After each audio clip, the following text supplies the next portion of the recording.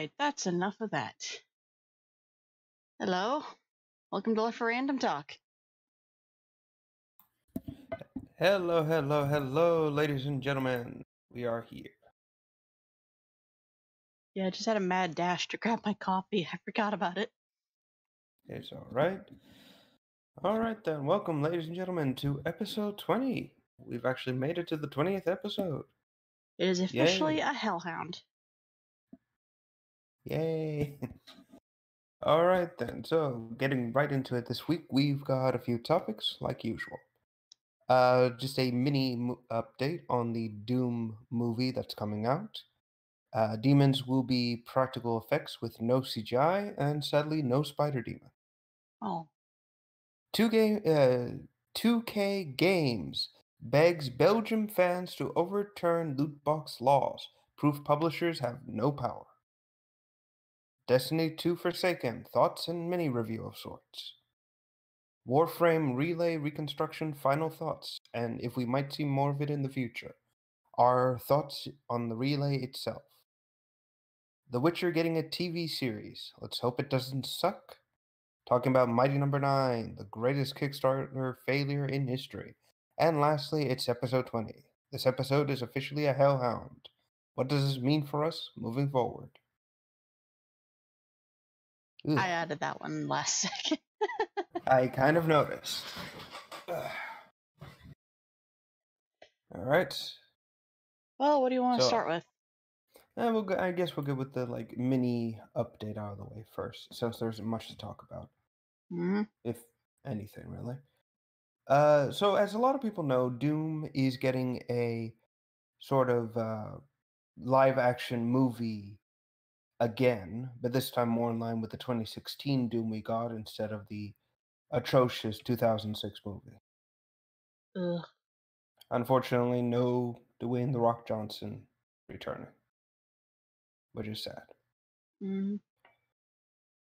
But yes, this movie unfortunately will not be going out in theaters as of right now. There's been an update to it. And instead, it's going to be going straight to DVD. Now, does that mean it's going to suck necessarily? No, not really. I mean, people don't, people have not a high opinion on movie games anymore. So releasing it on DVD is a smart idea. Yep. In all honesty. So the movie, from what we've been told, the demons will be all practical effects. Puppets, guys in rubber suits, which is good. And I'm quite happy about that. Really, the idea that they're stepping away from CGI and actually giving us some proper nasty demons is honestly something I'm quite pleased about.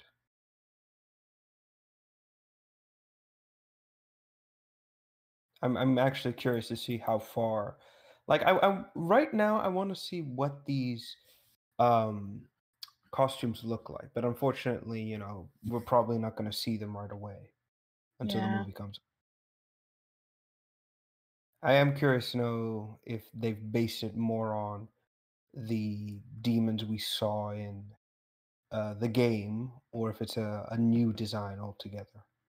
I have to say, the original, the other movie, the really crappy one, they didn't look like anything from the games. They just looked like they tried to make really burnt up aliens. Yeah, the design, well, at the time, Doom 2006 came out after Doom 3 came out. And I'm pretty sure they tried to base the monsters or the demons heavily off of the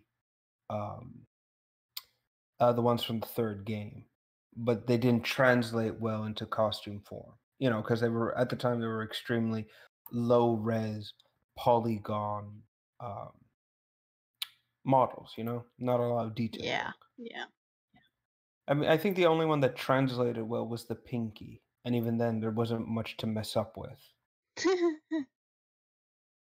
Well, I mean, it's basically a giant pair of legs and a torso with a mouth on wheels. Wasn't much there wasn't much in translation that got screwed up. Yeah. And if somehow they mess that up, how? Yeah. Again, I'm surprised they actually put so much effort into the Pinky creation than everything else. Hmm. It's pretty surprising.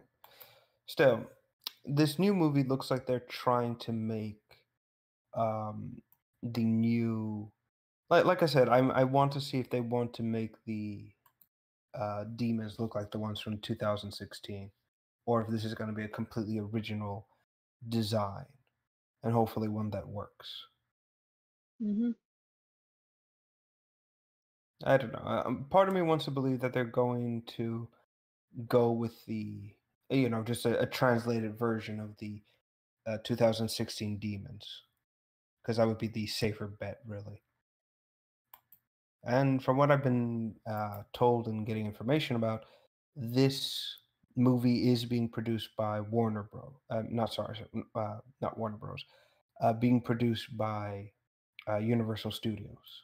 Ooh, it's gonna be interesting then. This kind of leads me into like a slight thought I had.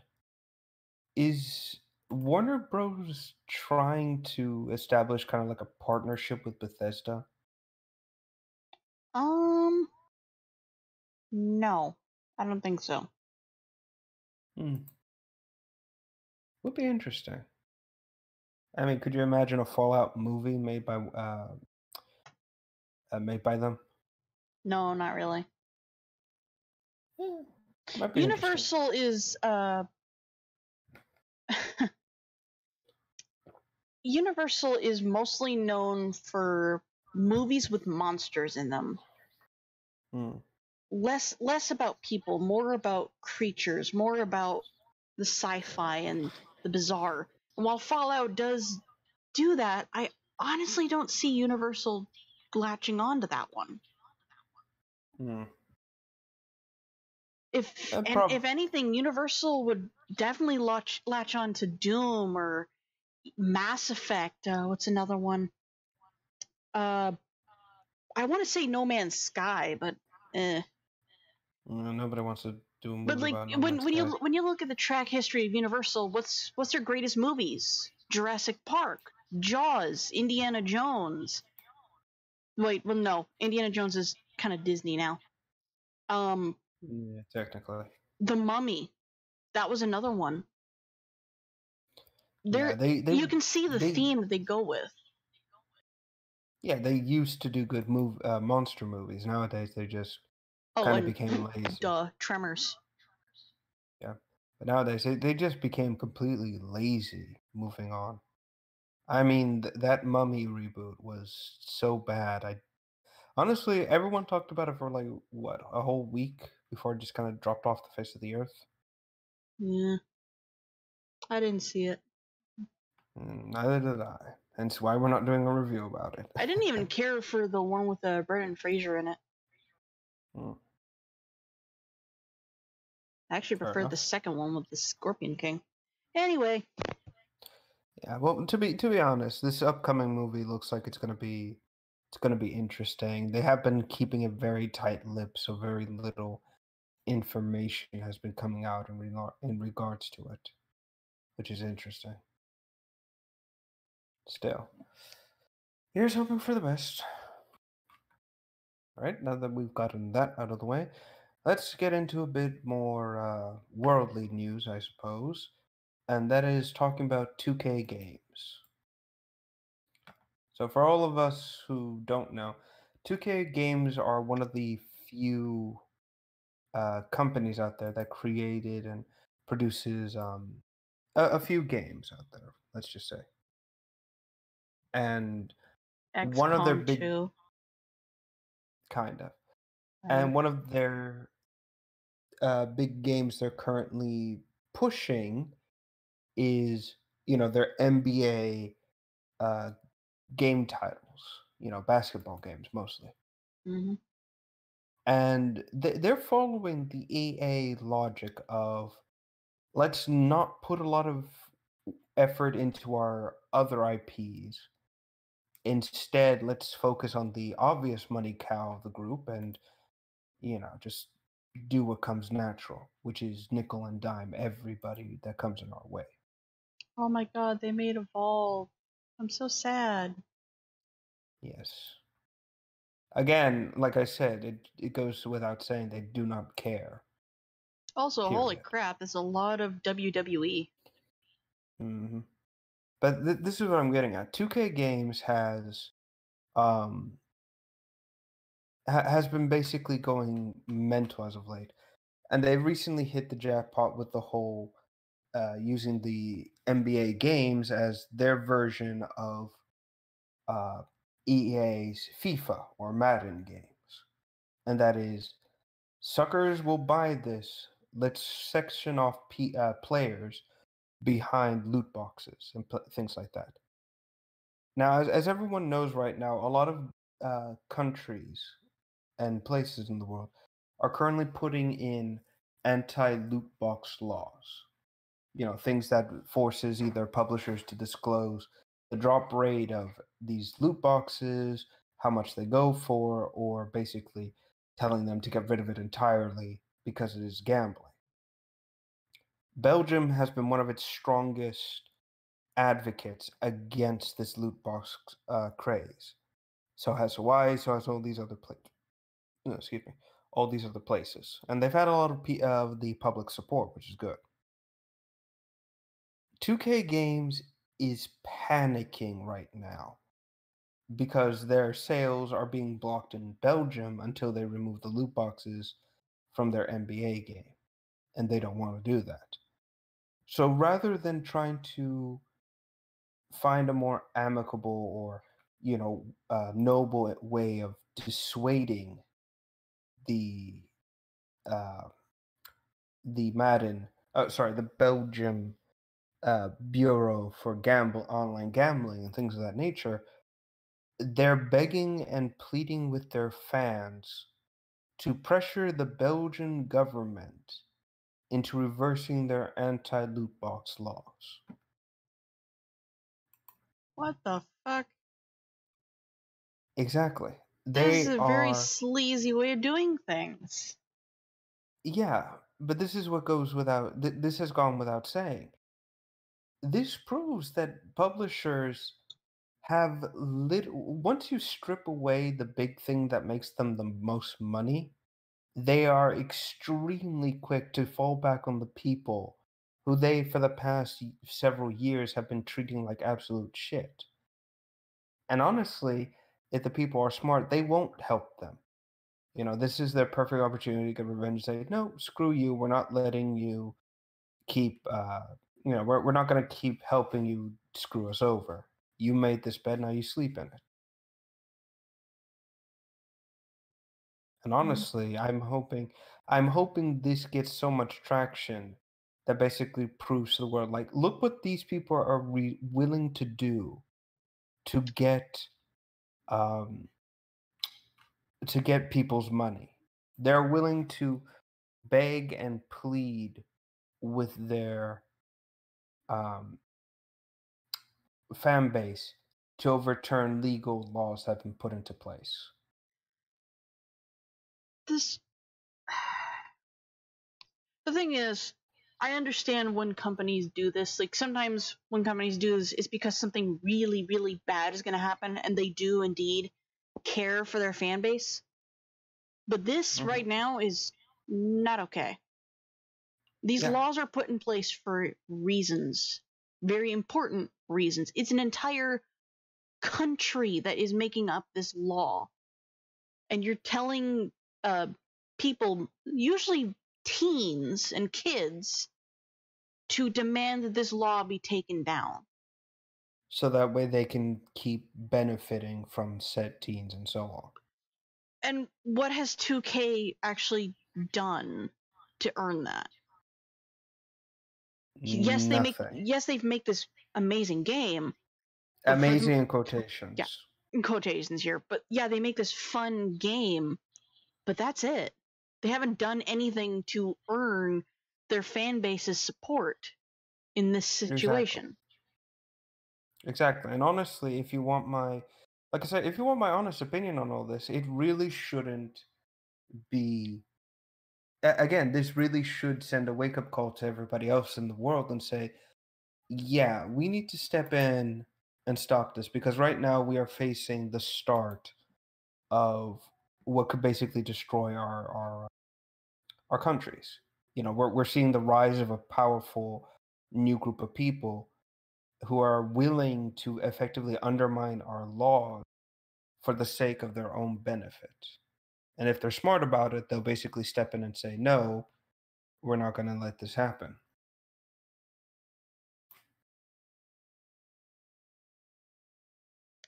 Mm.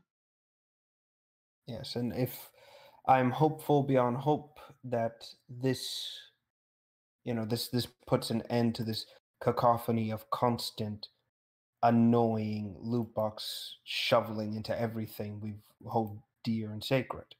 Again, this is why I keep saying to this day that companies like Digital Devolver should be given more.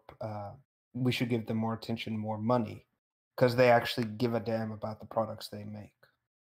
Whereas these companies, 2K Games, EA, Activision, they don't care. And honestly, it's high time they started rotting in the graves they've been digging for themselves.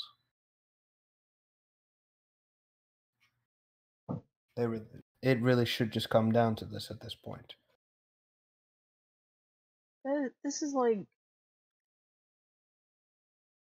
this is like let's say a lumber company or an oil company is going Mhm. around the government's back to get what they want, and it's kind of blowing up in their face. Yeah, because people are putting shining a spotlight on all this, like us right now, actually. And we're saying, we're putting it out there. It's like, look what these people are willing to do to get money. This does, this should be stopped post haste. So I'm gonna say about that one. Mm-hmm. Still, if we're like now, I understand everyone as well as the concern that some people have.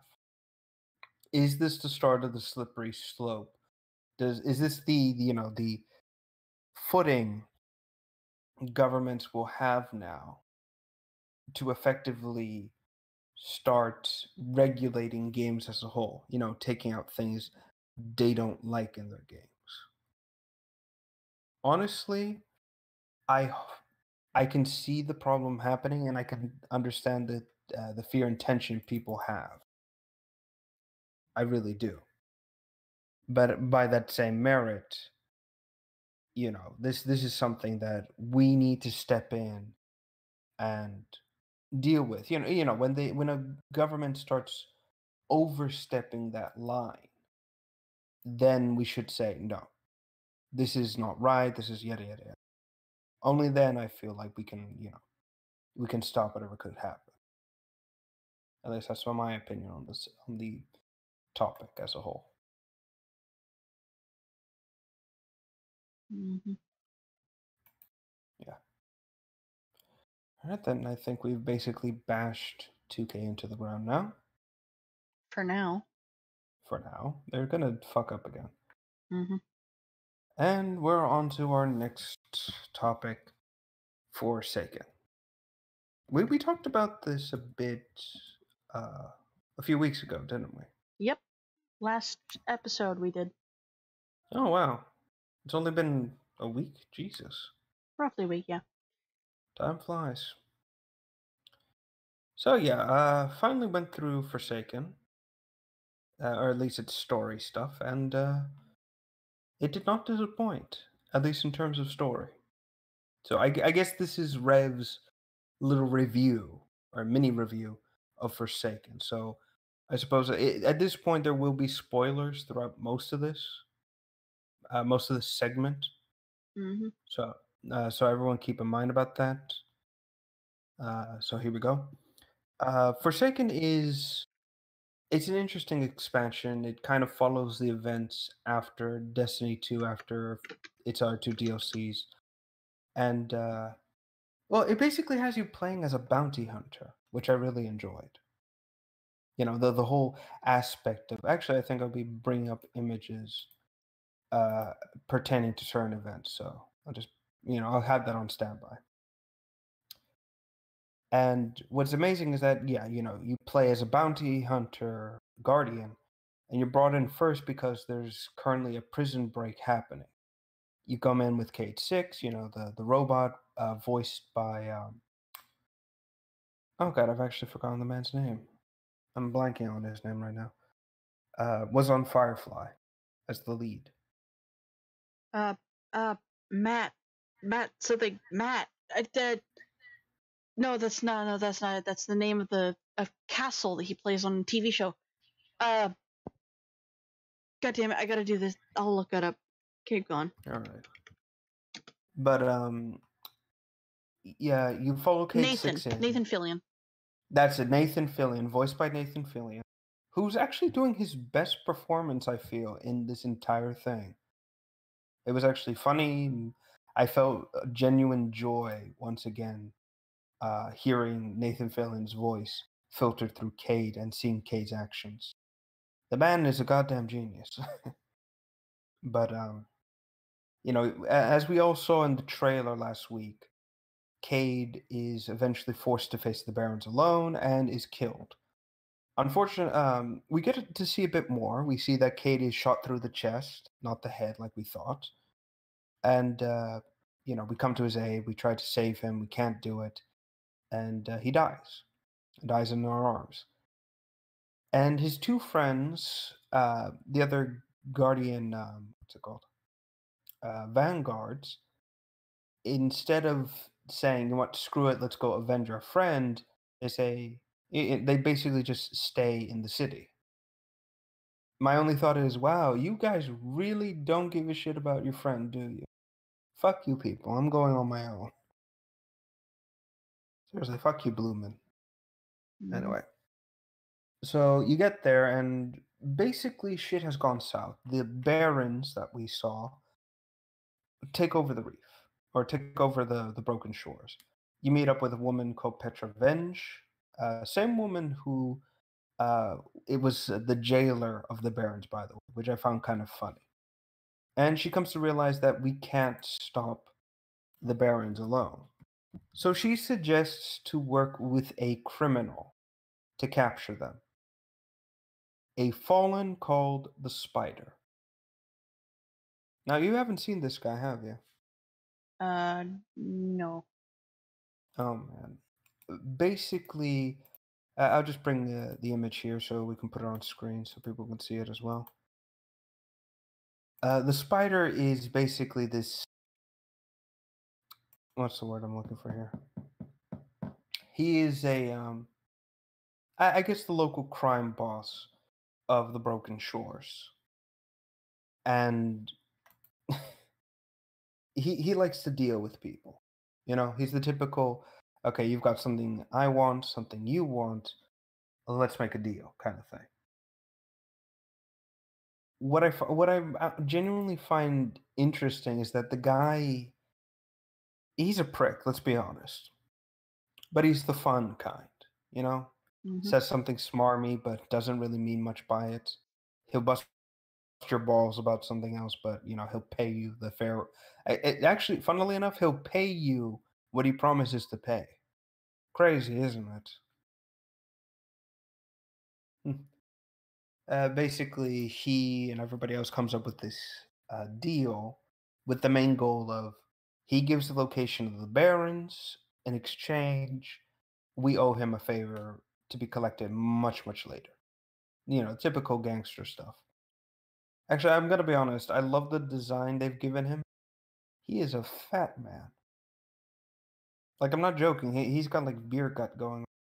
And my only thought is... Yeah, but my only thought here is that he's powerful enough to be eating well. That's my only thought on the whole thing. Anyway.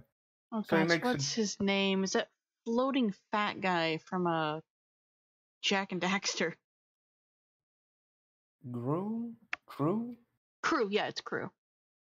Yeah, kind of like Crew, except he isn't disgusting. Ugh. He also has a fun fact. Spider's actually an art collector, but he Oh, keeps just that like part of Crew.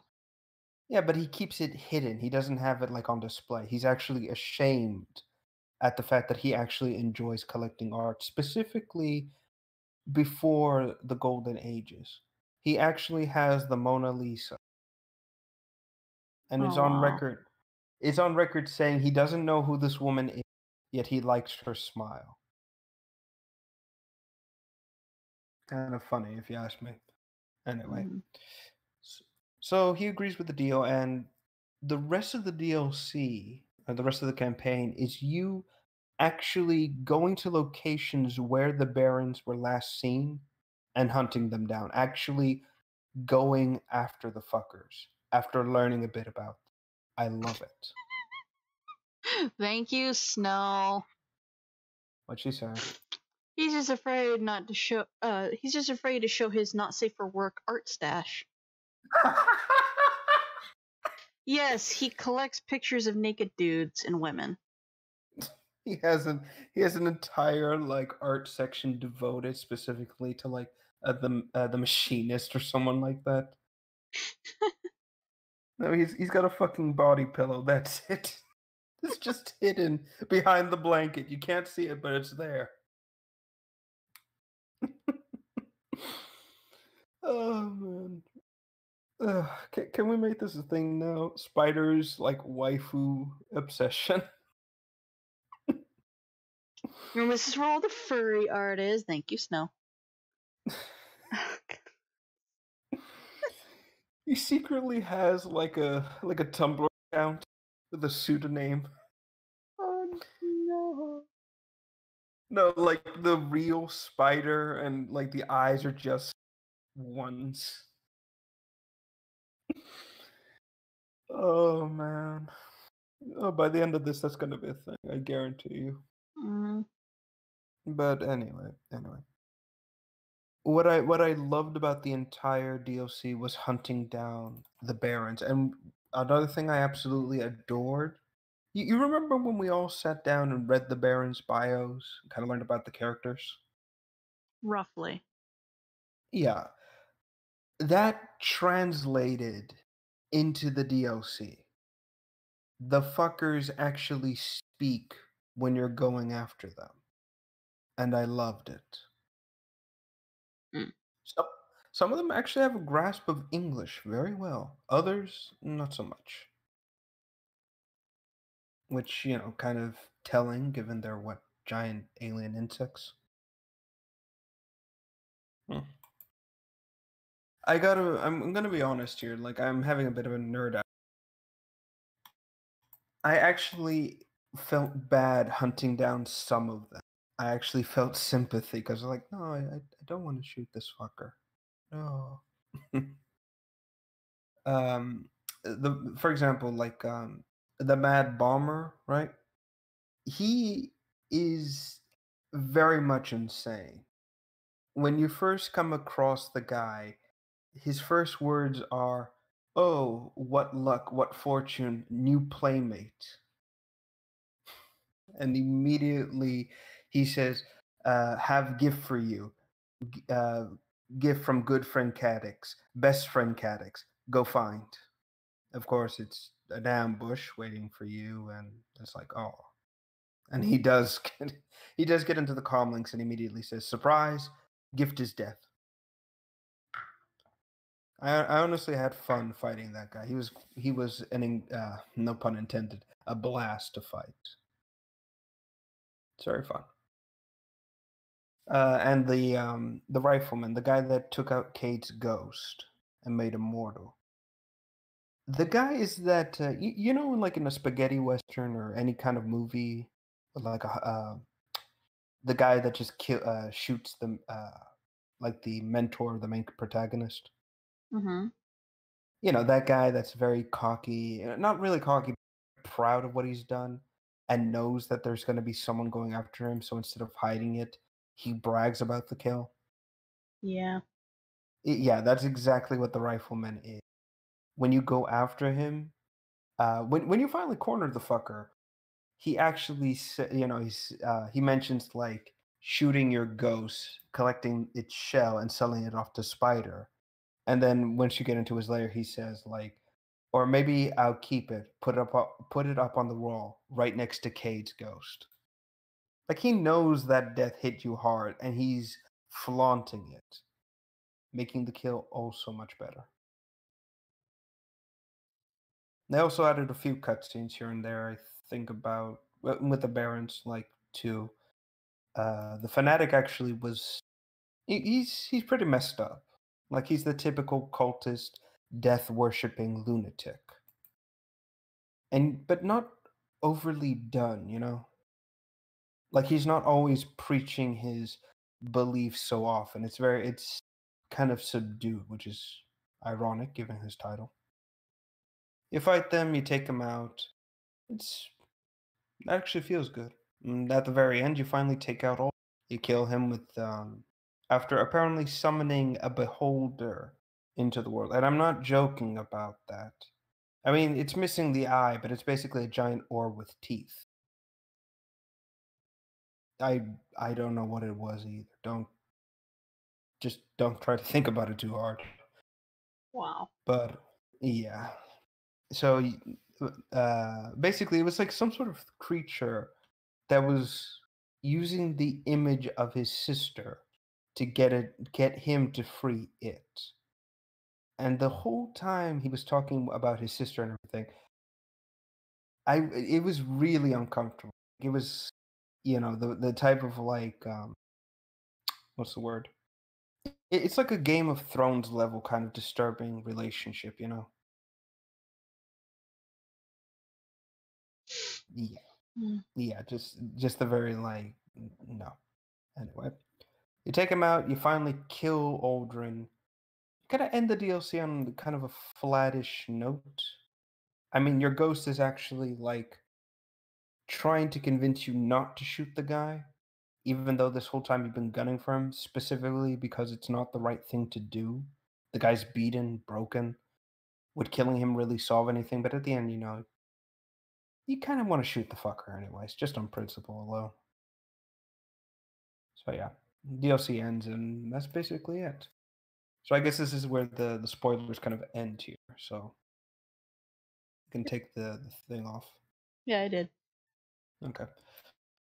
Yeah, overall it's an interesting DLC to be sure. The campaign was interesting, the enemies were creative, the bosses were incredibly fun to fight. And overall, I think it's worth its own weight. It kind of makes me want to hunt down more, enemies like this. I like hope that Bungie takes these incredibly creative bosses and implement something similar of them into their next expansion or the next Destiny. Just basically turn Destiny into a. That's basically what I'm asking. Yeah, become Dog the Space Bounty Hunter. Yeah.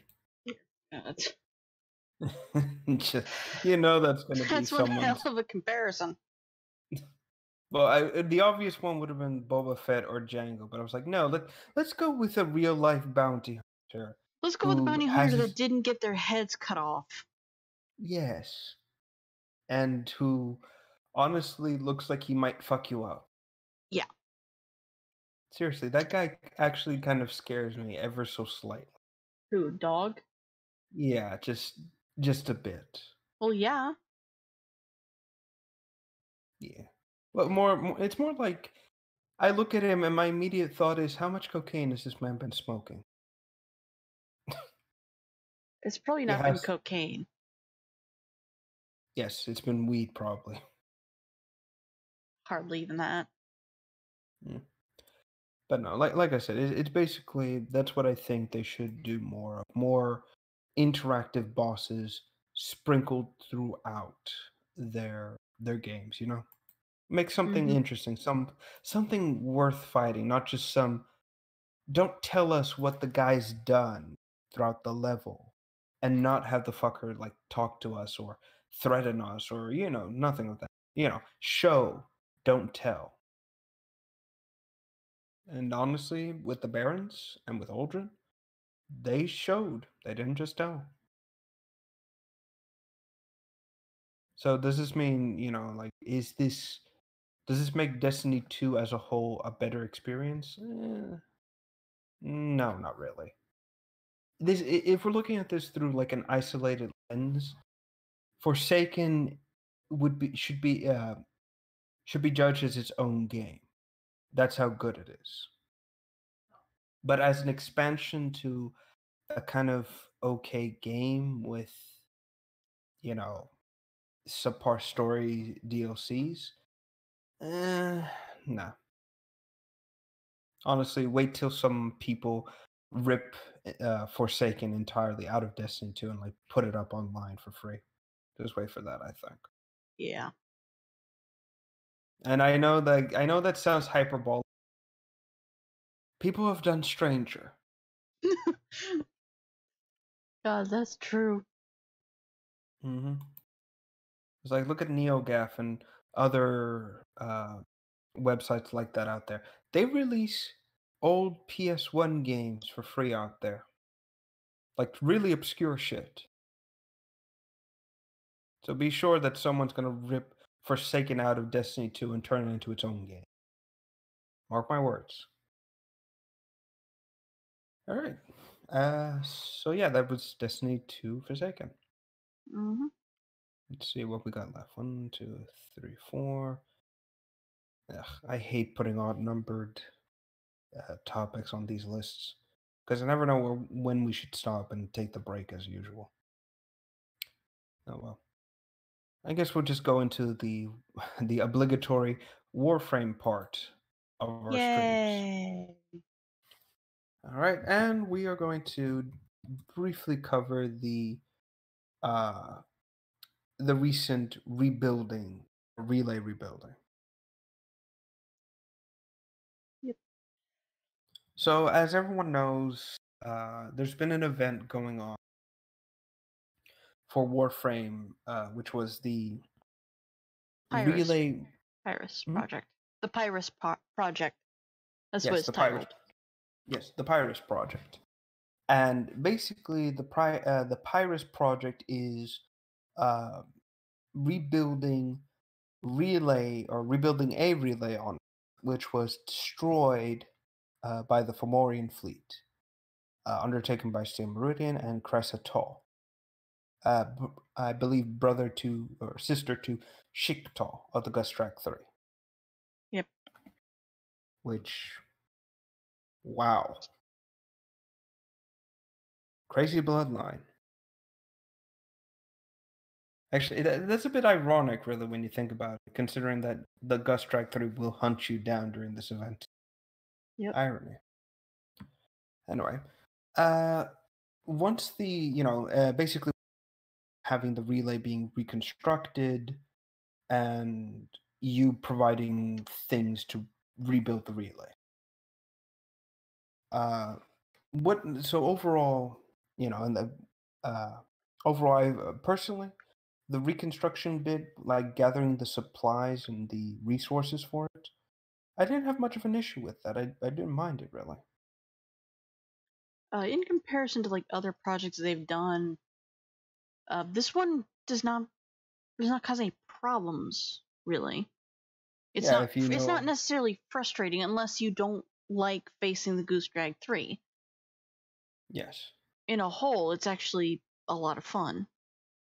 exactly. Personally, the only thing I had an issue with when it came to this whole event, it wasn't building the struts. That wasn't the issue. It was getting the Tambera essence. That is what kind of irked me. Yeah. Because I never knew where that stuff spawned from. It seemed completely random if enemies would drop it or not. That was the only bit of this whole thing I was annoyed by. Well, it does tell you what planets it comes from. It just doesn't tell you who or what drops it. You just have to go there, kill as much as you can, and then you're good. Yeah, exactly. That's my point about this is it's just basically lucky guess when it comes to the that essence. However, what I really liked was the Pyrus essence itself. Mm-hmm. And that is specifically because, god damn it, that is a reference to freaking Stroyant. What? Stroyant, the fluid for the strog, what they eat, what they need to function. I I don't know anything about that, but okay. DE members of DE worked on Quake. I believe it was Quake 4 specifically. Huh? And I'm fairly certain that they've enjoyed. I think they did like Quake, so they've been kind of sneaking in. Personally, I believe they've been sneaking references to Quake 4 in the form of like Grinier and Strong and etc. etc. With the ghouls and whatnot. But the Pyrus essence is a straight up reference to Stroyant. It's the same color and the same canister. Oh, all right. I freaking love it, and I've actually gone on more of the stuff because I just like it, and I wish I could put it as a decoration on my ship. Yeah. Like for some people, the event is over for us, but others it's still going on. So Hmm. you still get alerts like, "Hey, this person has the Pyrus stuff. Get it." And you still get Hmm. the materials for the struts. It's just you have nowhere to put it. Yeah, I think it would be a good idea to save it as of right now because I Mm. got a feeling there's gonna be more of it in the future, like Well, more here, things to. well, how many relays were destroyed? You had the Earth relay. Wasn't there one near Ceres? Yes, I believe there's 3 or 4 relays destroyed, not if we're counting Strata. Then it's likely that now that we've rebuilt Earth's relay, they're gonna want to rebuild the others. Yes, though not right away. Obviously, it's Oh yeah, gonna. yeah. Yeah. Now onto the story of the event. It was I was shocked that Sarkis Rook himself was getting involved Yeah. um, in this whole thing, and I'm not just saying involved as in like like how a general would get involved with like traders. No, this was really personal for them, like super personal. I thought it was odd. But this is a weird thing I've been thinking about for some time, and this is it's very clear that Cressa and Sargus Rook have a history, something more personal than just soldiers. And part of me wants to believe that she was cloned specifically through his DNA. This isn't an uncommon thing, mind you. Depending on the Grenier member, if he's higher up in the rank or not, they have the option to donate their genetic material to create a new generation clone for a specific purpose. Such as Vahek with uh, 2 clones he's created, or Uh, 3 technically. Yeah, he's donated all 3 of the. By the way, all 3 were female. All 3 of them to military positions.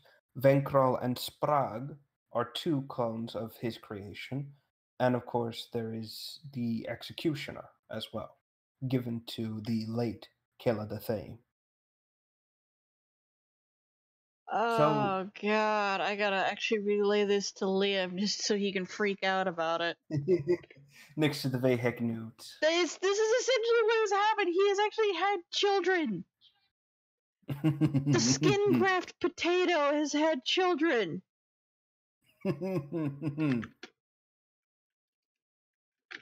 Yes, let that sink in for a bit.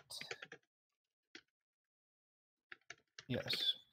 But this is what's kind of led me to suspect that Sarkis Rook might have been the genetic donor to Cressa Tull's DNA. Either that, or Cressa was one of Sarkis Rook's best soldiers, maybe someone he even trusted on an extremely personal level.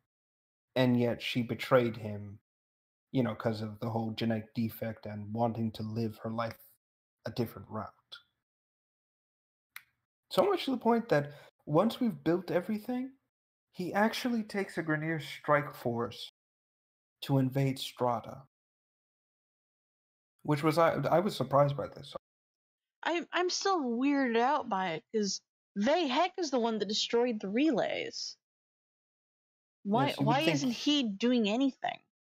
Yeah, you would think that he would be so pissed off at the fact that his attempts to purge the Tenno maggots that he would not, he would personally go after this, like bring in a full Fomorian.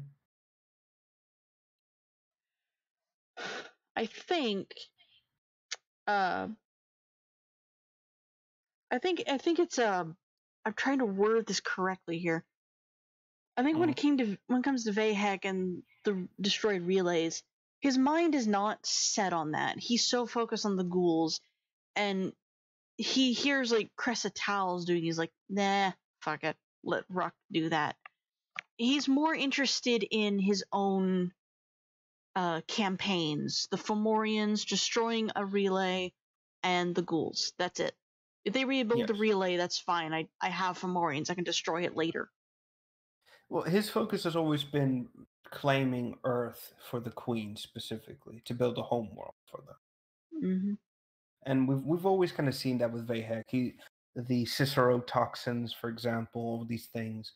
He's been fixated on taking Earth for so long now that I'm not surprised he hasn't abandoned every other responsibility as a Grineer higher up for the sake of claiming Earth. It's either that or Ruck told Vahek to shut the fuck up and back off. Not likely. Vahek has command over. He's a political figure very close to the Queens. Oh, good point. Yeah. So likely Ruck is acting on his own on this one. Now, a big question I have to propose is this the canon death of Sargus Ruck? Is this his end? I Or kind would of this hope be his so. end?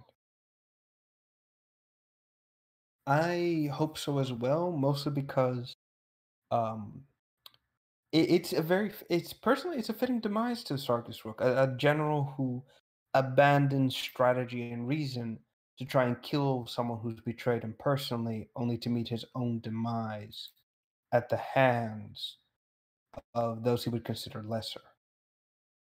Emotionally compromised. Exactly, emotionally compromised. I also like the fact that just to bring up the fight for a second, I love the fact that during the fight, the Ember statue is covered up with a giant tar mat. It was pretty freaking funny. Thank you, Snow. Then he takes a page out of Vor's book and just yeets into the void.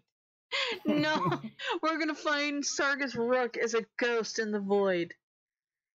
Oh, that would be so funny. But no, that's not gonna happen because Ruck doesn't have an Orcan relic like Vor did, so he's not gonna be That in we the know void. of.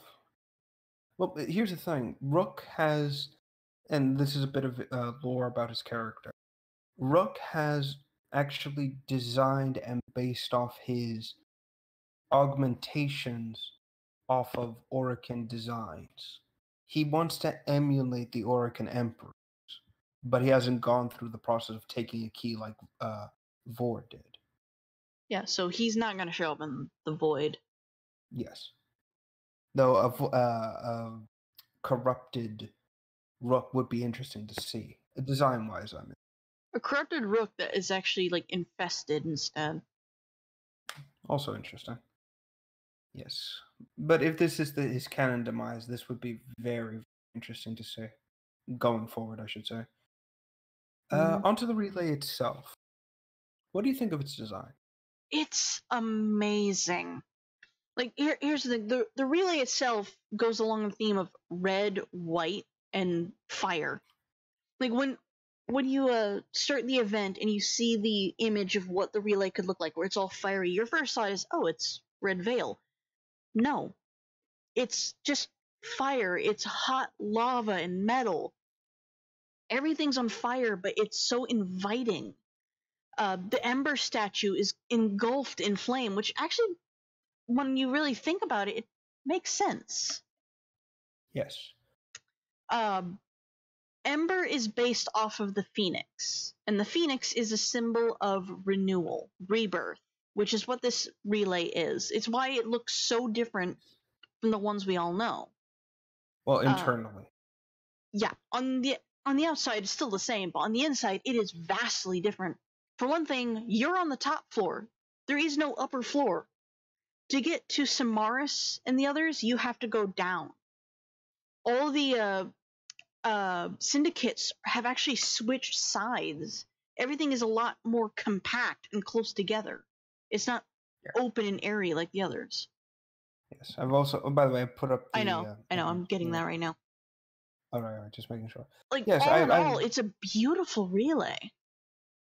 I love the compactness because it feels like where the other relays feel like a hub of like commerce and trade. This relay feels more like a transportation hub, like somewhere you would go from point A to point B. Point B.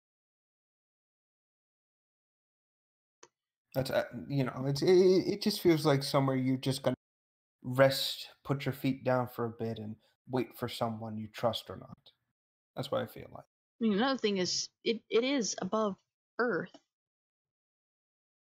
Yeah, which has been what I love is that the Ostron are actually come up to the relay. I don't know how, but they did. Well, that's the thing. The Ostron trade are traders by nature, so it's not too hard to imagine that they bought passage to the relays. Then Specifically, again, Konzu does talk about his uncle's ship, which was a market. Yeah, so it's not too hard to imagine that the ways of getting to the relay or paying their way through transports. Mm-hmm. I'm curious as to how the Fortuna people got there without being detected. Well, that's the thing. I overheard a conversation from two Ostro actually that basically kind of reveal what the Solaris are. According to them, they are individuals who have accumulated too much debt from the corpus, so they sell their bodies to the corpus to work off their debts. However, it's a trap because the cybernetics they are then given cost more. So they have to work off the debt of their cybernetics on top of the debt they already owe. Yeah, I remember overhearing a lady talking about that. So their bodies were never theirs to begin with. Effectively. It's an infinite loop of debt and just slavery. It's terrible. Exactly, it's a terrible thing. And a horrifying thought to consider as well is that what if that kid we've seen, the one with the doll head, effectively, is in Fortuna specifically because his parents couldn't pay the debt That is any exactly what further. it is. When I first explored the relay, I pointed out that you can hear them talking. I actually walked up on a Fortuna guy talking to a relay person, one of the people in like the black and purple. Yeah. And he was talking about how his dad worked himself to death doing exactly what he is doing now. And then how he had to start working in his place. That is exactly what's going on with the Fortuna people. It sucks. It's horrible. It really is. Hell, it's a horrible thing to hear. And honestly, I don't think we'll be able to help them with this debt problem. Not fully, at least. It's too ingrained with the corpus in general. If we were to save Fortuna and the Solaris, we would have to destroy the corpus, which in turn would result in destroying the galactic economy. The only way we could probably help them is by isolating specifically the company they're indebted to and destroying their records.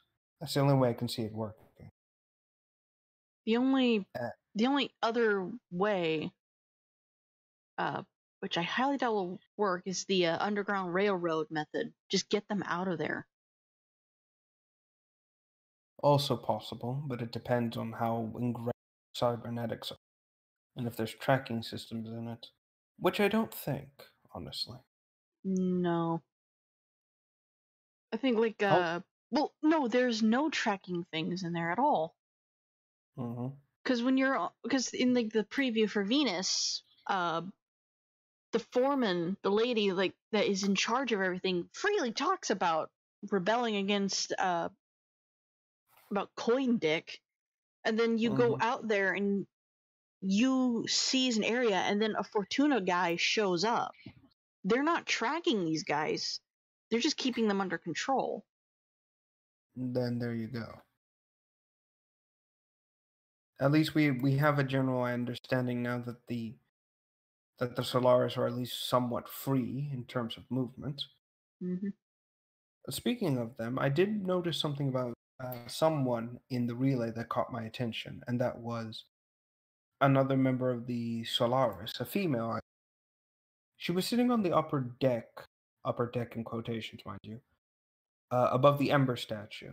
Mm-hmm. And I overheard what she said, and she mentioned that a strange woman came to Fortuna and said that she was destined to speak to an off-worlder and point her in the direction, or sorry, point the off-worlder to the direction of this woman, saying that, and when she asked her about it, she said, it is something that must occur and that will happen.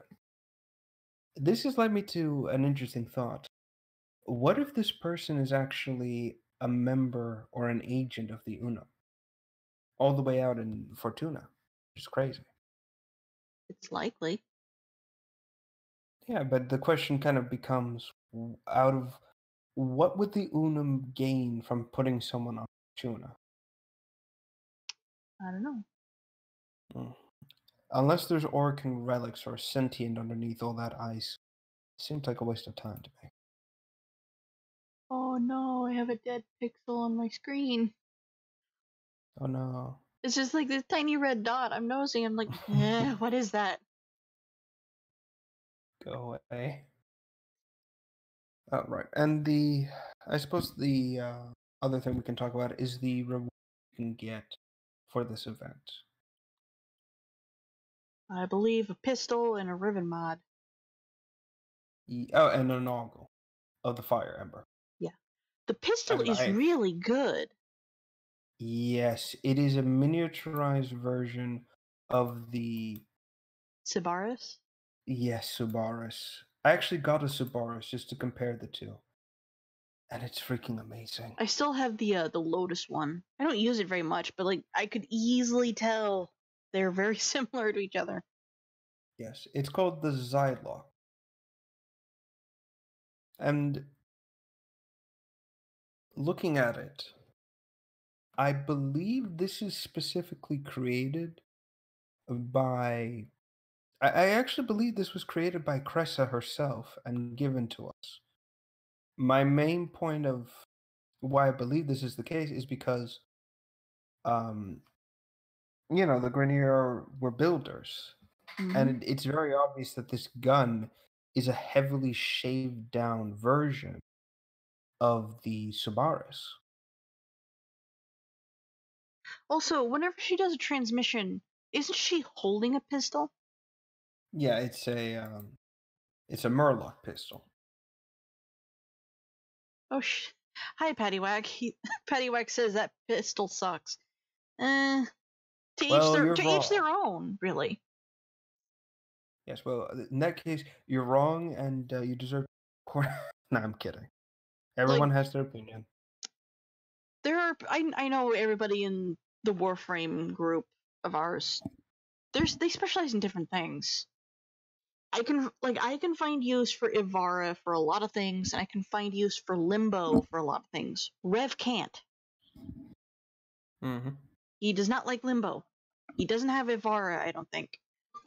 No, I do not. And even if you did have Ivara, like, would you actually use her? Probably, if it depends on the mission. Well, apparently you can use Ivara to one-shot Mutant Salad V. on your own. You don't need a group. Fair enough. Just using your No, arm's bow. But anyway, yeah. every person is better at something in Warframe. Some people really like to use shotguns, others like to use bows, and others still like to use the really weird stuff. Yeah, like the infested weapons. Yeah. But all in all, it just depends on the person's taste. I don't really Yes. care for shotguns. I only have two. I have the Archiplasmor and the Astilla, because those are really good. I don't have to really aim to shoot them. But for the most part, my favorite gun is sniper rifles.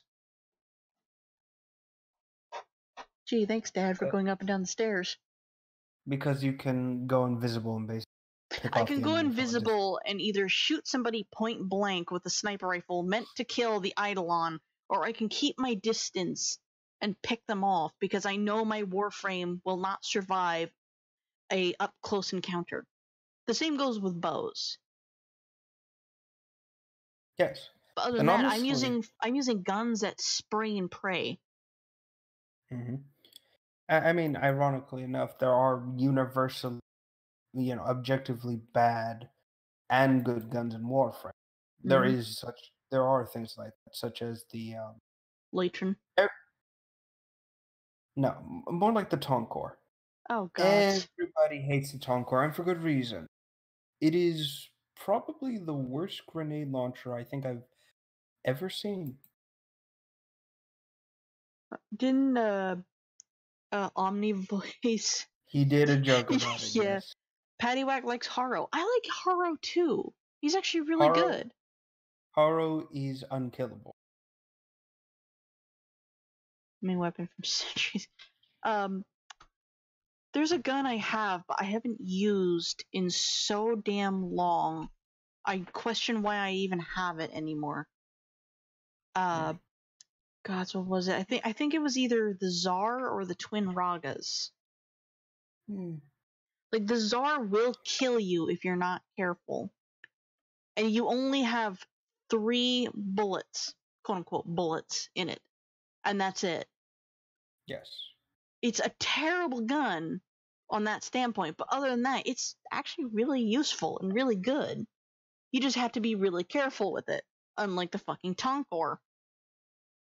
Yes, which again will probably kill you. Mm-hmm.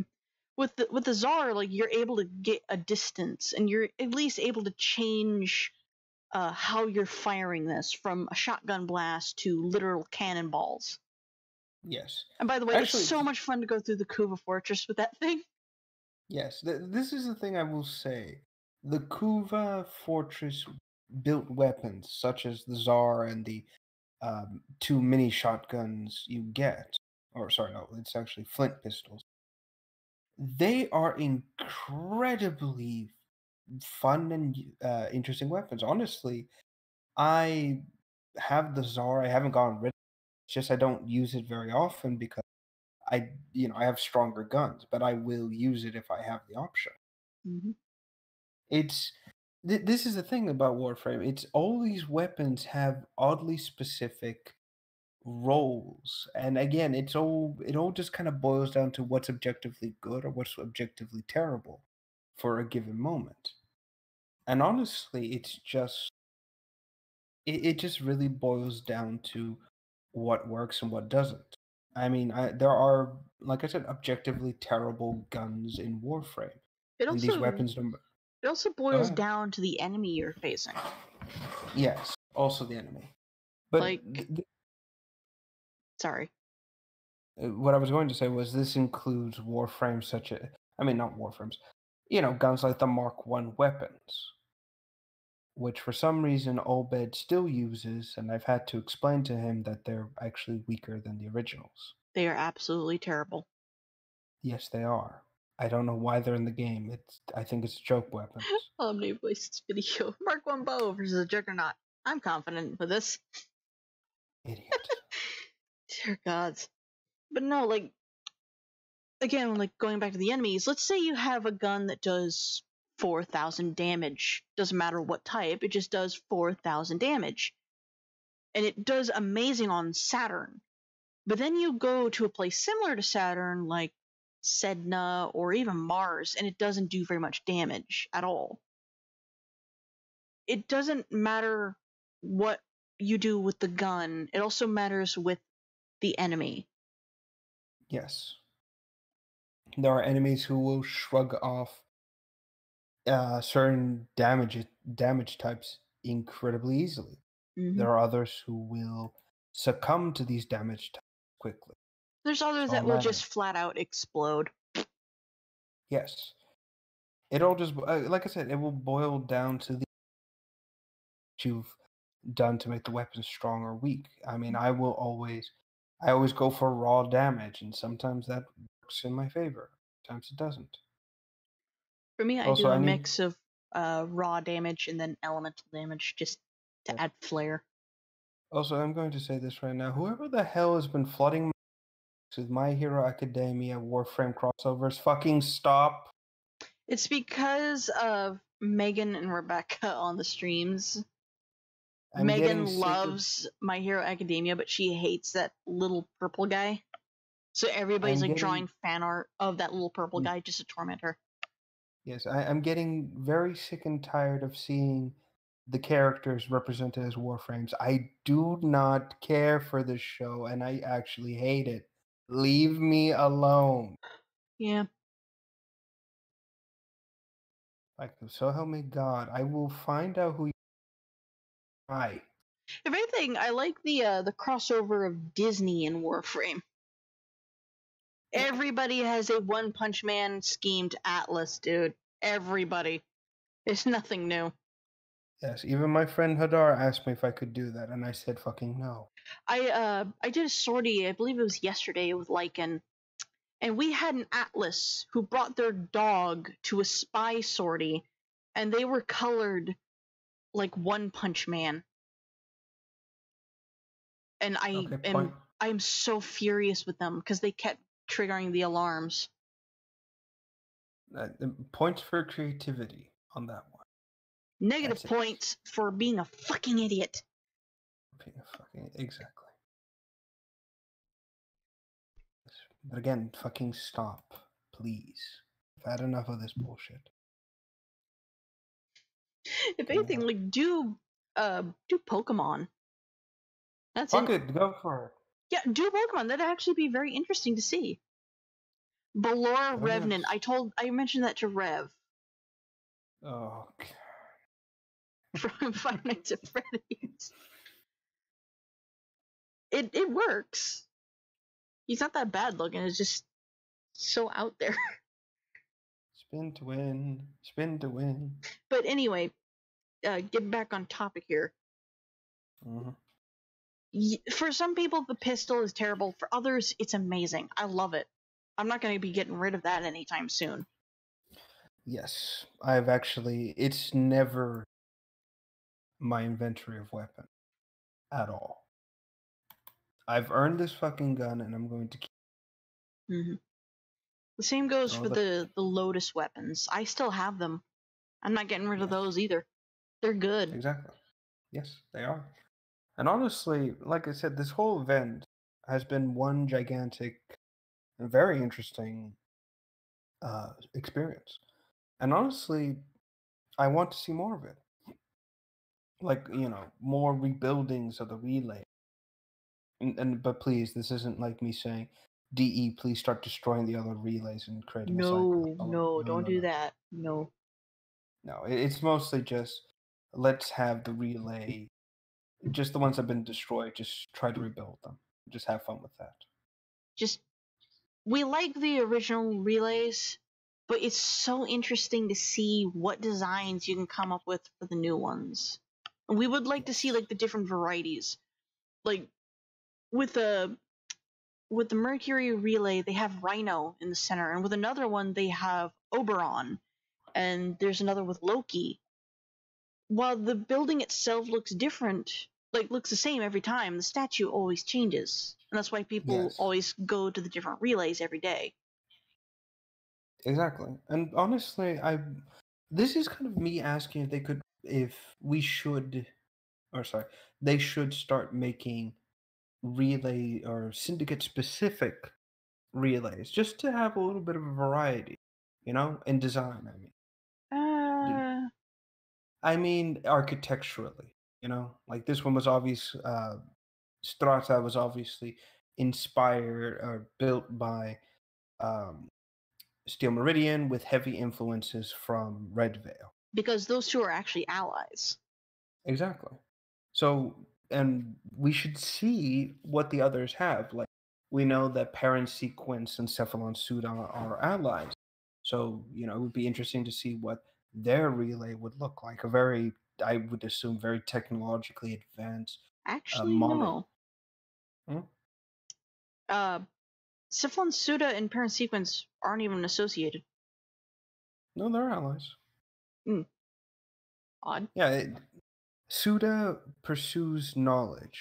Parent Sequence goes after the profit and need to keep information intact in order to keep it going. Said profit's going, so So they work while together. Strata is red and white and all fiery and absolutely beautiful, we could have one that's blue and gray and stuff like that. Yeah, I would assume it's like a very advanced technological datascape with. Oh no, sorry, my mistake. It wasn't. Sorry, I was mistaken. It wasn't parent sequence. It's arbiters of the hex. Told you. The hexes. My mistake. But this is what I'm saying. So it would be, yeah, it would be a very gray, almost temple-like structure. With following the arbiter's natural kind of, style, the very monk But then you have knight-esque. the Cephalon for all the decorations. The Cephalon Exactly. It aspect. would, yeah, it would be a very dull grayish sort of structure with cephalon, um, things written throughout it, which would be very interesting. So you So, like just put this in perspective here. You go into the room where the statue is. Um, the walls are black and gray. It's very dull, kind of dark, but like floating around wherever there's decorations are these white and blue cubes that just undulate and just do different forms and swirls and even travel and pass between the hallways. And the statue, like, what would the statue be? the statue would probably be from, or probably would be, what's the word I'm looking for here? Can't be Octavia. No, no, no. It would be probably an Excalibur, in all honesty. Given, Excalibur is a very monkish style warrior, Yeah. at least for the Honorable warrior. arbiters. Yes. With Right. New Loka and Parent Sequence, it's a little trickier because there's already relays with Oberon in it. It would have to be Titania. Yeah, it would be a Titania statue in the center of the place, for New Loka, and just having it, dance around, I suppose, or maybe shift ever so slightly. Bonus points if it's made out of wood. I think like when it comes to New Loka and the Parent Sequence one, it's a stationary Titania, but the decorations is New Loka. So you got like plants, you got butterflies that actually fly to the statue and then flutter away whenever people get close. But Yeah, everything like else is how, Parent Sequence. yeah, information, sorry, basically just keeping the economy going, buildings built into the nature parts, that kind of thing. Well, Paddywhack, the relays have already had this going on for for all of them. There is always a Warframe statue in the center. Always. Save for the new one where it's in the back, but still. Yeah. This is actually another thing I think they should do is new placement for the statues. Hmm. Again, just to change up the monotony. Yeah. Yeah. I guess that covers everything about it. Yep. So yeah, Pyrus project. Yeah, let's hope for more of it in the future. Yeah, I can't wait to see if they start rebuilding another relay. I Who's hope gonna they get do. involved then? Yes. Again, hoping it's one of the other syndicates. Do you want to take a break now, or do you want to keep going? We can cover this last topic here, and then we'll finish up. So, since again, there isn't much information about this one. So, on to the next one. The Witcher is getting a TV series. Oh boy. This was this was just recently announced, not too long ago. Let me just double check this real quick, see when it was Hmm. officially announced. And again, just to be on the safe side, yeah, 2 days ago. So the TV series, from what I can tell, is a series coming to Netflix as expected, based on the book series. So and the games probably. So far, it's looking like it's going to be one of those kind of. It looks like it's going to be a good Netflix specific series. At least so far, Yeah. the actor they've got for this is pretty interesting. Paddywhack, Mads Mikkelsen for the Witcher series. I don't know who Yes. that is, but okay.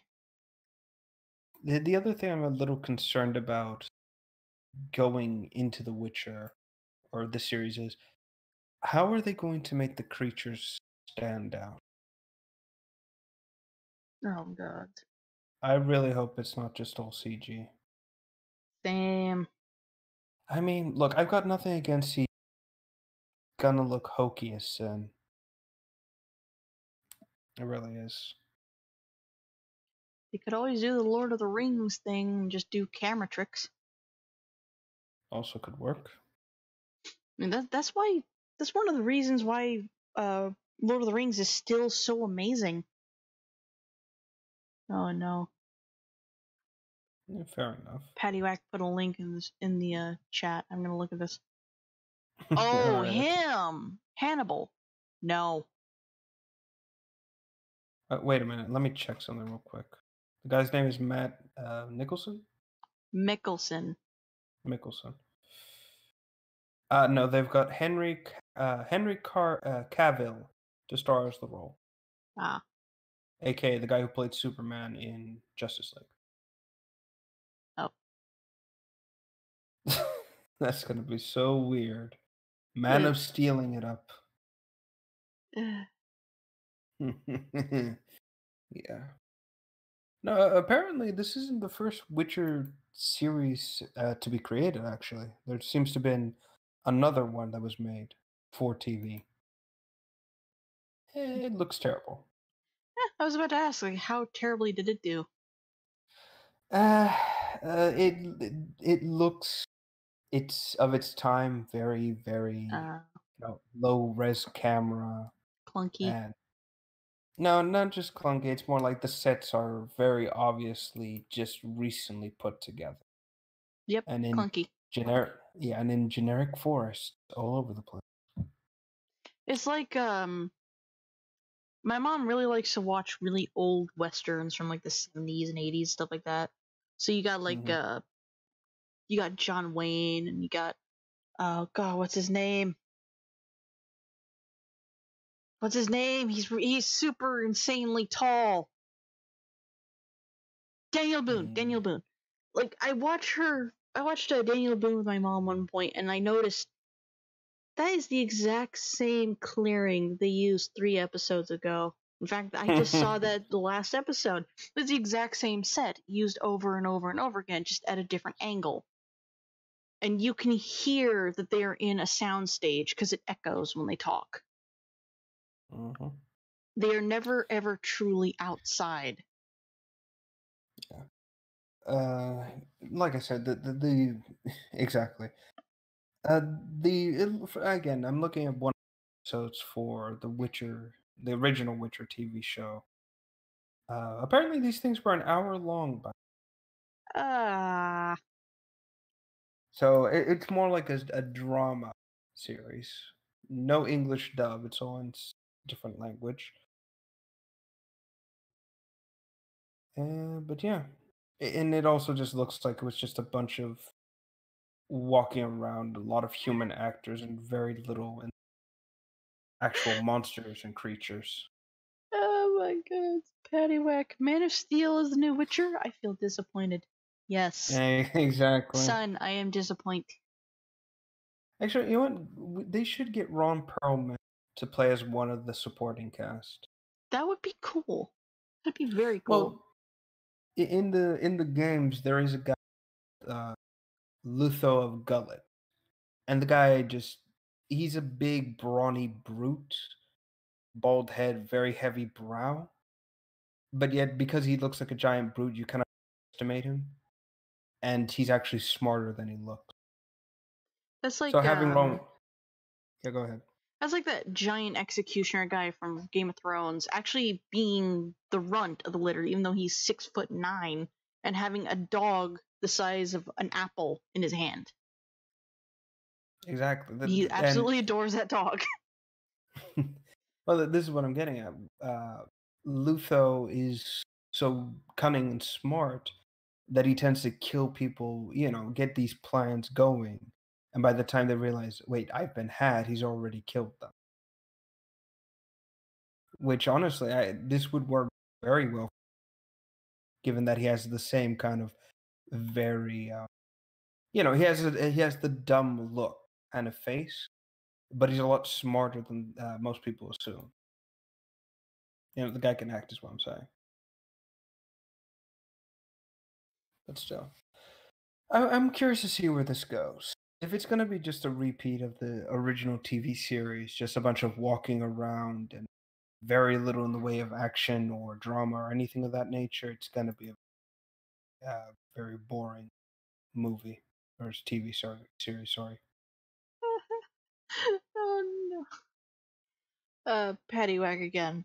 Netflix gave me Hmm. some awesome stuff, like the 2 Godzilla movies. I saw one of them, haven't seen the other one. I forgot to do that. And Baki the Grappler new season. It's essentially muscle and martial arts porn all the way down. Yeah, Okay. it's a, I believe it's a remake of a very old anime, same name. Hmm. Yeah, I've seen clips of it. It's crazy, really crazy. Yeah. Oh, here we are. An official. I believe this is an official image of the. Yeah, yeah. Poster, I suppose, of the Netflix series, so people can, judge for themselves and say like, is this for me or not? Almost like God of War. God I, of War, Witcher edition. I looked at it and thought, okay, it's kind of like God of War there. It's got the gray tones and everything. Start cueing the Greek chanting. Would it actually be Greek now? Like, What, in like the new God of War? yeah. For Kratos specific moments, yes, because he is still Greek. But for everything else, I would assume like Norse chanting instead. Yeah. At least that's what I would assume. Don't quote me on that.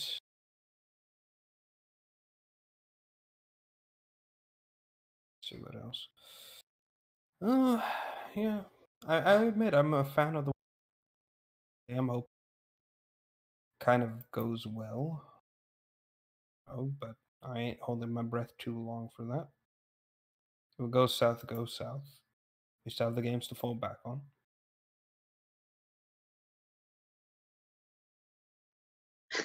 They demand Mickelson so badly. Well, all right. Suppose we've got all this sorted. There's very little else to cover on. Basically, just been, you know, There's recently announced. It's just there's going to be a Witcher TV series on Netflix with Superman as the main character, and Mads Mikkelsen is nowhere near it, and we hope that Ron Perlman is in it someday. Yeah, again, as a background or supporting cast. Though I doubt that's gonna happen, considering his like attitude towards such roles. Giant man baby. That's right, I said it.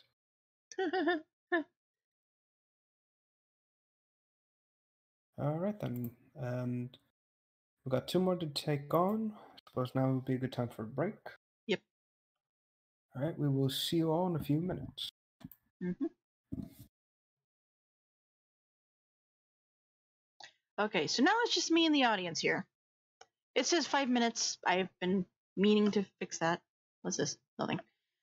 I'm going to be playing the intro slash outro music on repeat. If you don't want to listen to it, that's fine. Just mute and tab away. Just get away from the stream for a bit, and we'll be back as soon as we can. So during this break, just get up, stretch, get yourself something to eat, something to drink, call the mothership, reconnect to your hive mind, and all that jazz. We'll see you guys in a bit.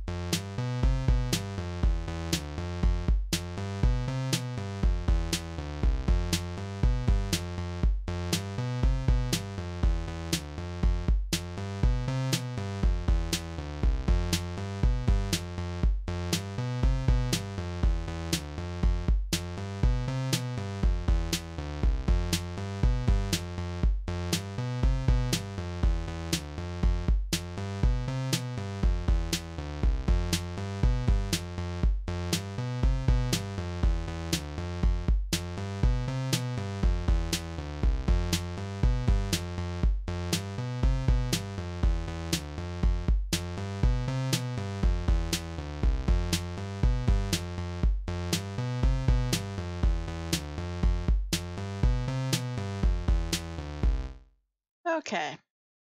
I'm putting an end to that.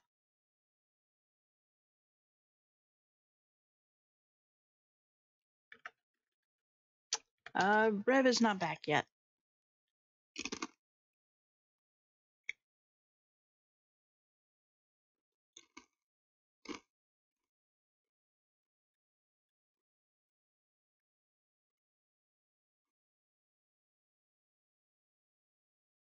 Hello, Wolf Predator Queen 1. Welcome to the stream. Rev is not here right now. He must be doing something.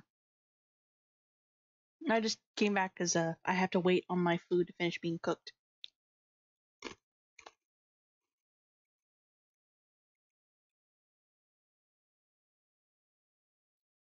How are you guys doing?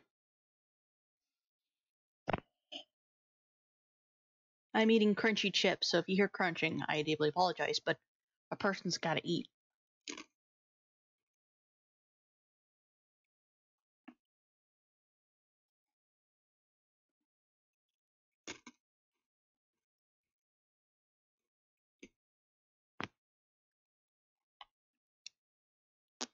I sent him that picture right before I left, don't worry.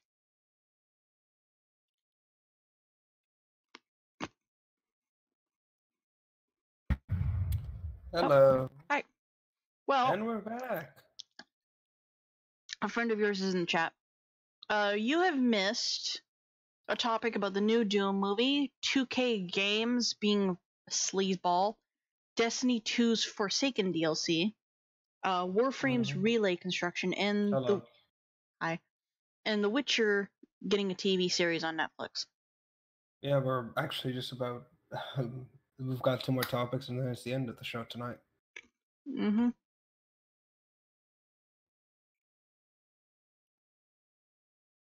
Yeah, sorry I'm eating about that. crunchy chips, so.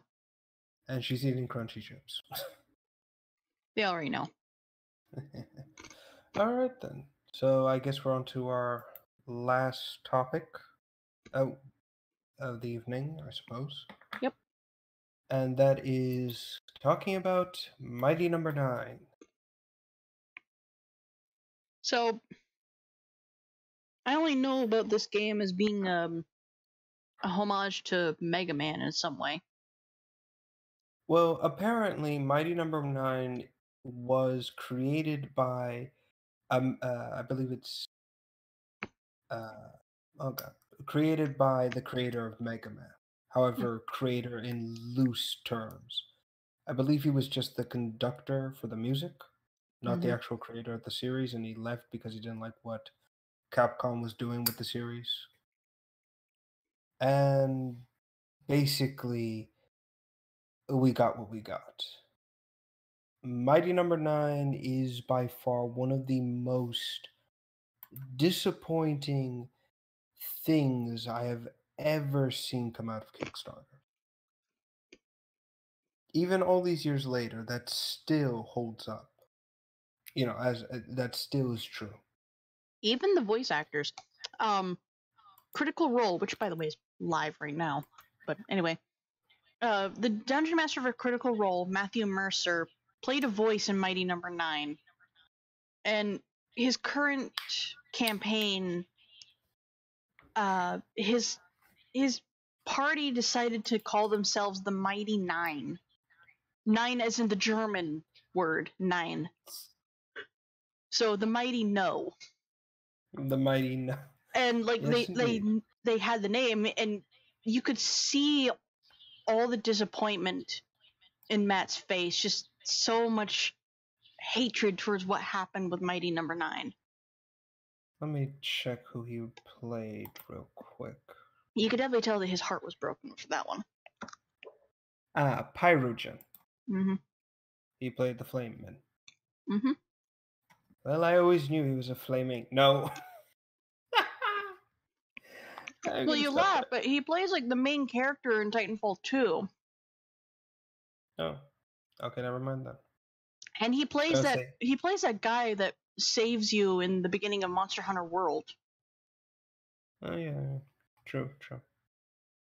Still, but the point still stands here is he has a good reason to despise Mighty Number 9 for what happened. It is just basically the Kickstarter campaign was basically just a series of promises upon promises, but very little in the way of actual things happening. Let's talk about the games, how the game looked first and foremost.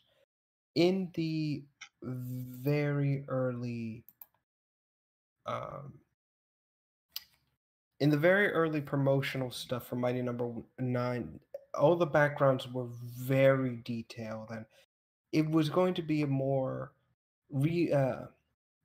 not super cartoony, but also not super realistic game. And it was looking good so far. People were actually quite excited for it, and it looked good. But then as the years went by and as the Kickstarter continued, people began to notice that the everything started to get more and more downgraded. Enemies and designs were not as impressive as they once were. Everything started to kind of fizzle out. And then it was discovered that the guy who requested all this money from the backers was actually in talks with a studio.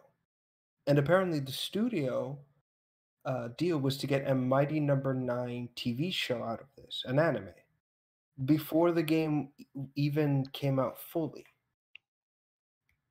Then, on top of that, it turned out he was going to launch another project in conjunction with Mighty Number 9, which wasn't going to be, it wasn't connected to Mighty Number 9. It was actually a totally different game. Totally different concept. It was going to be a TV show, apparently. And this is what irked a lot of people. This guy was basically taking the money he was getting from the fans and basically setting up a down payment to get, or using it to set up a down payment for for something more. Basically building a kingdom upon the foundation of salt before anything was even set in stone. And it's just It's like I don't know why I'm comparing it to this. It's like you meet a girl or a guy that you're dating, and after like the first date, they immediately start planning your wedding. exactly. He saw success as a shoe-in, but hadn't even established anything for the immediate future. And then eventually people began to get on his case about it. People were getting really, really, really mad about it. And eventually he just had no choice but to release what he released. And what was shocking was is that all of it looked and played like an extremely early alpha of what we were shown. And this has led me to a horrible thought here. He never created, or the game was never in development. All we were seeing was just a bunch of smoke and mirrors, just complete and total game footage in huge quotation marks, I mind you, that was nothing more than something pre-created, you know? Mm-hmm. And it's quite telling, to be quite honest. And the only reason why I'm guessing he eventually released what he released, which was the beta stuff or the alpha stuff, was because there was a very real possibility that Kickstarter was going to launch an investigation and, have all that money refunded to the people who backed the project.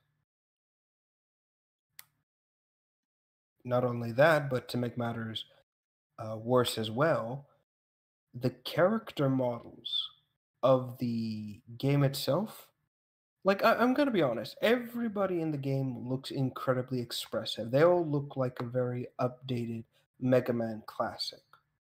I've got no problem with that. I honestly feel happy about it, you know? But the Mm-hmm. problem is that the game, whenever you talk or speak with a character in like a cutscene or whatever, Nobody moves their mouths or move their bodies. They're all stuck in one genetic pose with fixed smiles or fixed expressions on their faces. And it's so disturbing to look at. And my only thought is, was it really so hard to, make a 2D flapping mouth for them? I want to make Was something it? clear. Mm. One of the early, I guess you say tests or yeah, one of the early practices for Photoshop is making Mona Lisa wink, and is the easiest fucking thing in the world. You can easily animate a person's mouth flapping open and close. Especially in this anime-esque 3D super cartoony uh, design as well. In fact, no, no, I'm going to prove a point right here. So these were two of the characters from the game, like your help assistants, the obvious girl and this fat fuck. What the hell? He looks like Peter Griffin. I know. That's why I said fat fuck. He's a super. Also, look at his hands. The model's hands are broken to get that That looks like pose. something from Gmod. It's, it's so terrible. It's it's terrible, and I get what they were going for. I really do. The very fat scientist who's a super coward. I get it, but this did not translate right. Hmm. So as you can imagine, when they're talking, this is the constant face they have. Just a constant blank stare and smile directly at you, and it's incredibly disturbing.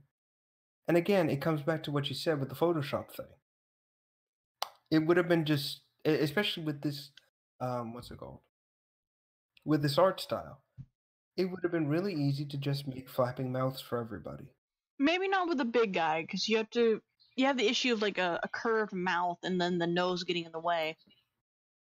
With the girl, easily. Yeah, yeah, you would probably have some issues with some of the character models, obviously with the mouths that would She have to does be kind of changed, look like but something from Powerpuff Girl. I agree. you would have some issues with the certain characters, obviously, but most of them would have should have had these expressive flat mouths. They really should.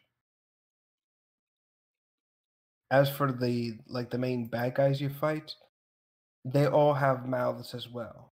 Like very few of them actually have the Mega Man eyes inside a helmet look, you know?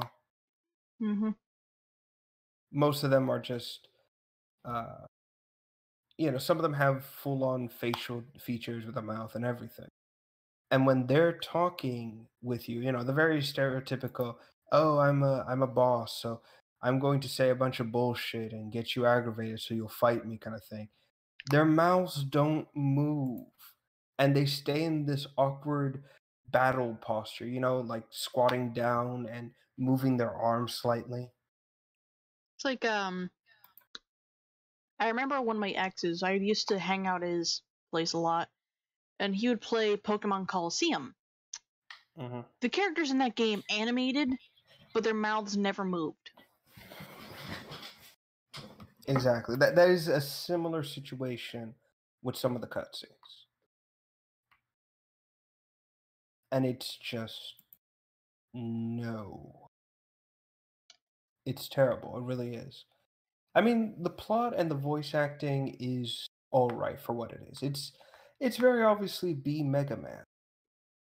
The plot is ridiculous, well, ridiculous in quotes, and the characters are just pretty basic and generic. The only exception I would say is that it's heavily hinted at that the doctor who built the main robot for this might be evil in the sequel, but that's about it. Wow. And of course, apparently, all the robots, apparently, this doctor's um, original prototype was she was just too unstable. And so she just infected everybody else that she touched, made them like very vile, very evil as a result. However, instead of killing her, you basically just, you disable her, and then you fix her programming, and she becomes good again. Yay. Yeah. Actually, what I like about this game is that you actually have the option to save them. You actually have the option to not destroy them, just basically override the what's the word I'm looking for here? Override the The virus or something like that. yes, override the virus and fix them, get them back to who they used to be. Which, Um, as far as Patty Mike says yeah. that the fat guy looked like a young Dr. Eggman. I don't Eggman in really see it his because youth. Eggman always has a different colored nose compared to the rest of his body. It's always a pink point for some reason. Save for like early versions where it was just a little round circle, but it was still a different color. True. Yeah, they obviously they did that to break up the silhouette a bit. Mm-hmm. No.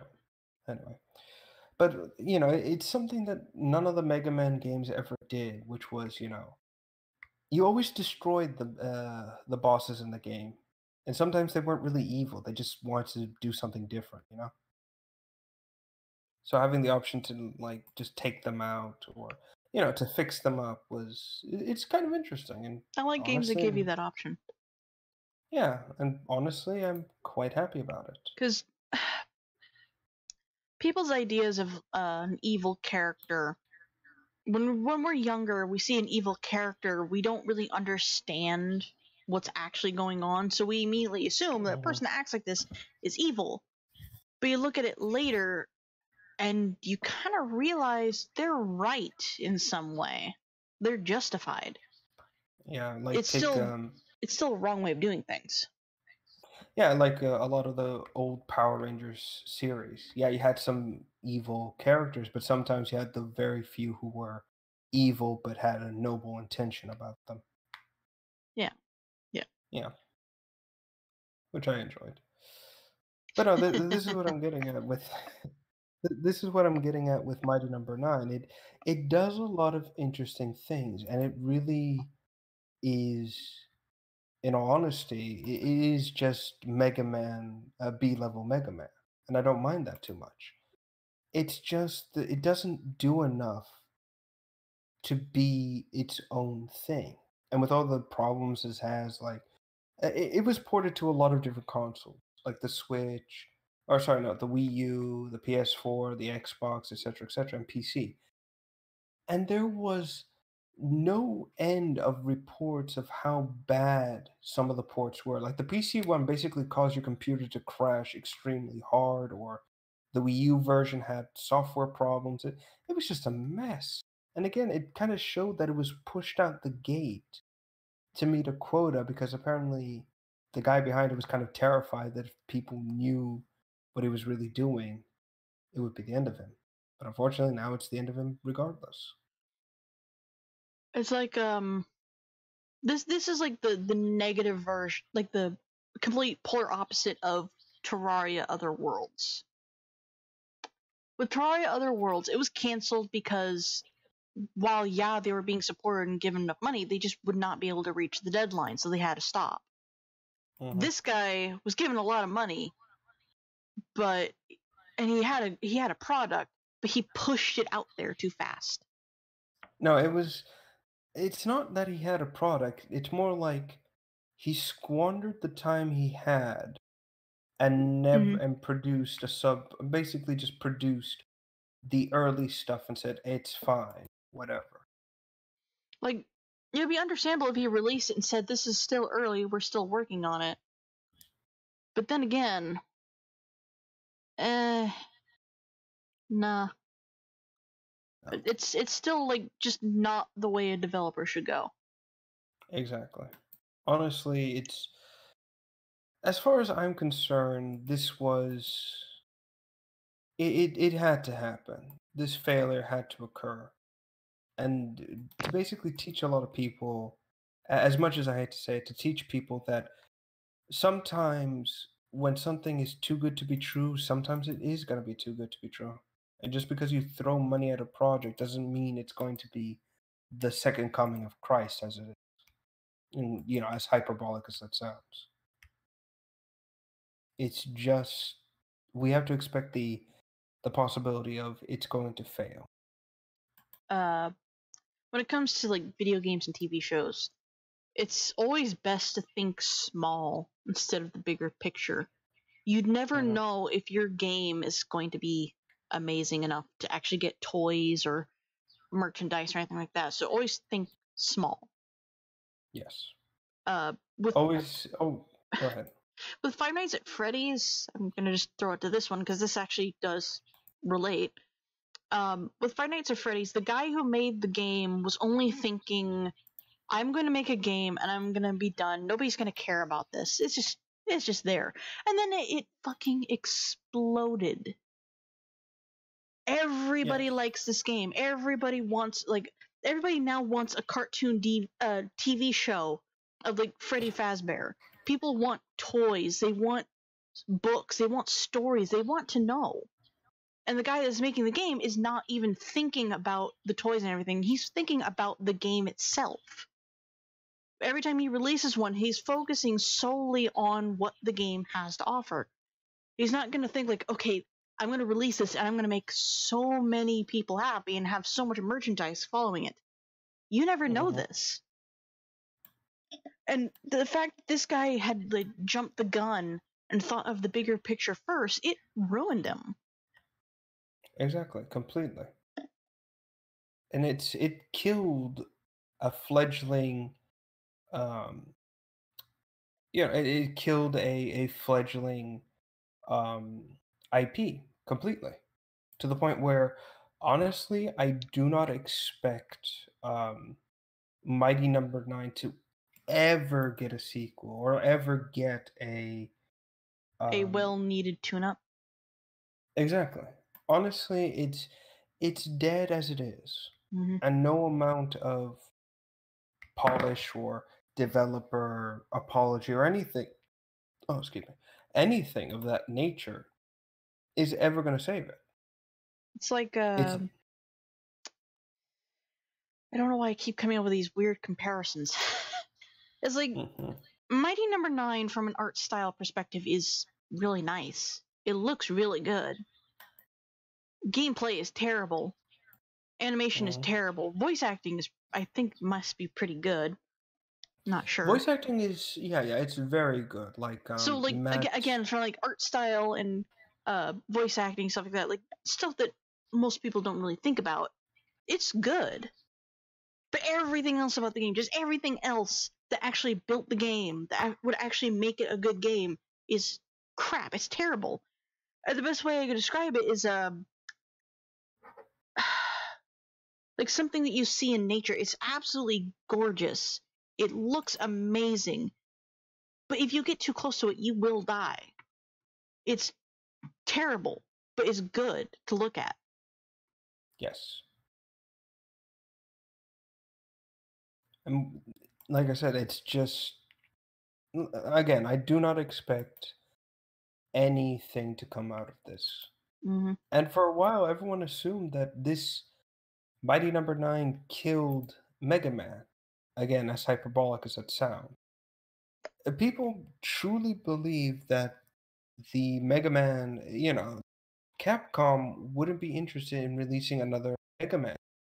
Like this was such a something that left such a foul taste in everyone's mouth that there would be no interest in releasing a new Mega Man IP. And yet, that's not the case right now. From what I've seen and discovered, there is a Mega Man TV series going on right now, and there's even talks of the return of a Mega Man game after so many years of waiting. Mm-hmm. Of course, this I'm not saying that Mighty Number Nine, uh, brought back a resurgence in Mega Man. Hell no. Capcom versus Marvel probably did that, honestly. but still, it's something. Also, I need to bring this up real quick. Uh, the other good thing they did was the characters' names, at least the main character and his assistant girl. The male mech is Beck, and the girl is Call. Beck and Call. Eh? Uh, Eh. uh, there's At like least, I watched Ghost of a Tale playthrough again. It's it's like there's a master thief named Too Long, and his catchphrase is I'll be back soon. It probably won't take me too long. And when he tries to introduce himself to a blacksmith, he's introduced himself as Too Long, and the blacksmith takes it as your name is quite literally way too long to pronounce. So you go in an infinite loop of the guy's name being too long. Well, this is the thing about Mega Man. Well, believe it or not, it's been a bit of a American versus Japanese thing. In Japan, Mega Man is known as Rockman, and the female robot he works with is Rock and Roll. Yep. That's the joke. But unfortunately, America just said, no, let's make him Mega Man because fuck you. Even though rock and roll is the most American thing out there, but whatever. Yep. So it was just Mega Man and Roll. What? Really? Uh, Yeah. But yeah, in all honesty, I feel a lot of sympathy towards those who backed Mighty Number 9. I know that some Call Me John backed that project, even went so far as to become one of the elite or backers to get his name in the credits and everything. And he's it's kind of, at first it was a badge of pride and honor, and now it's kind of a badge of shame to him, really. And I feel so sorry for him. I really do. mhm. In fact, I feel sorry for everyone who backed this project and just got a incredibly subpar project as a result.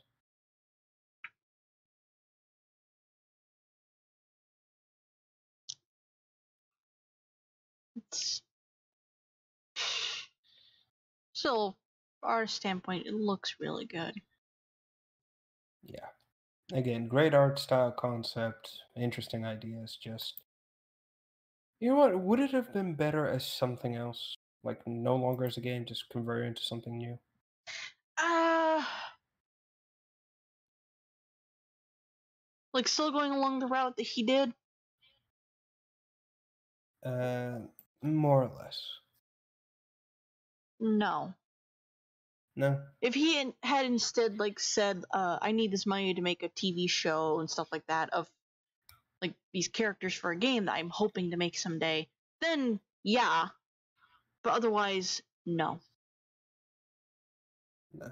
I did hear that the TV show was being made, but then was canceled after all this happened. So, I Yep. mean, you'll still find the trailer out there. My God, Mighty does not, or sorry, Beck does not translate well in a full 3D animated TV style. Like the best way I would describe it is, imagine Super Squash and Stretch in 3D. Yeah, it's it's not good.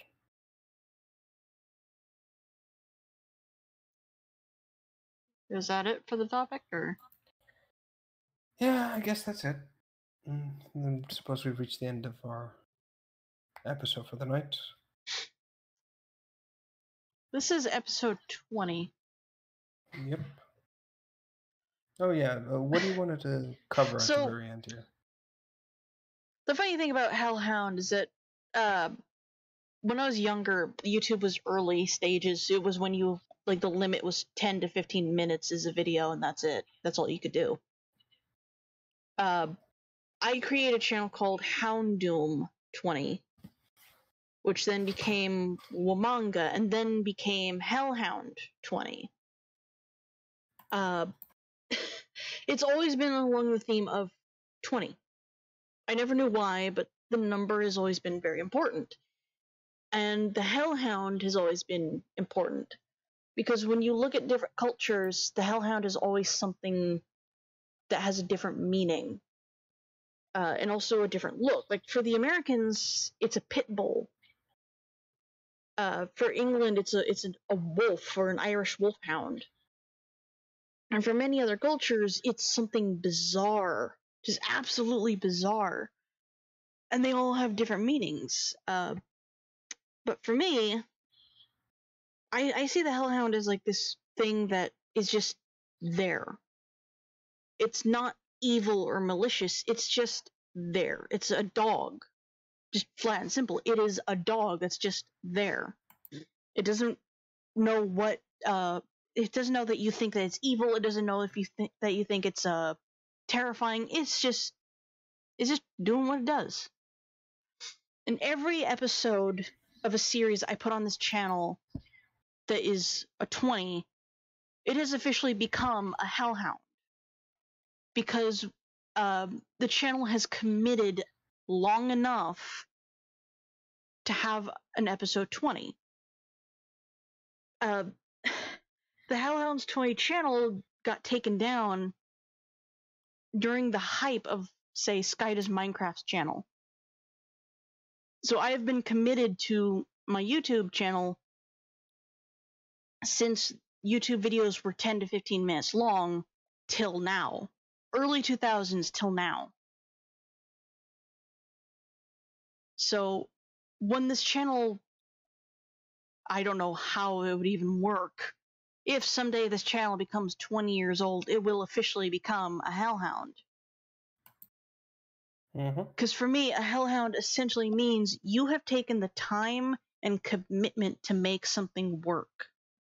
Doesn't matter what it is. You got it to work and you focused on it and you worked really hard on it. For our show, we came up with the idea of this show when Left 4 Dead 2 was the biggest craze. And that was a long time ago. And look at where we are now. We're still here.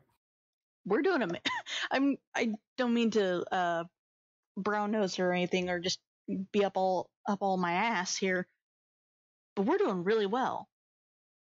Yeah. This is going amazing. So the show has officially become a hellhound. We have committed to this.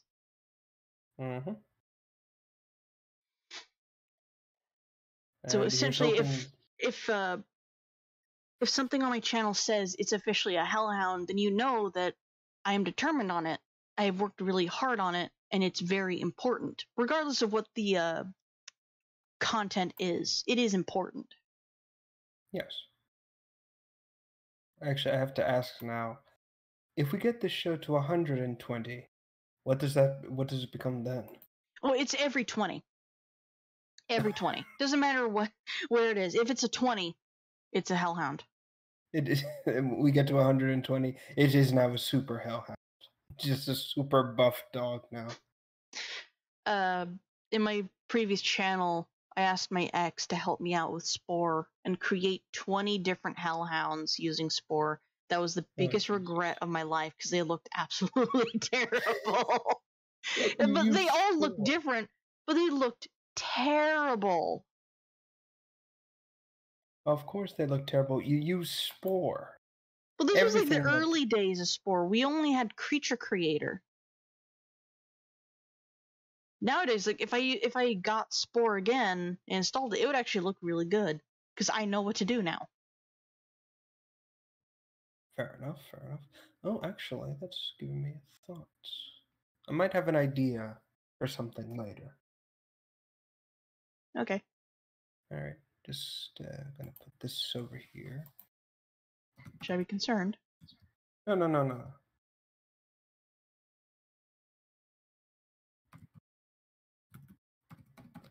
Right. Anyway, but yeah, you're coming with all this, and honestly, yeah, this has been a big milestone for our little show so far.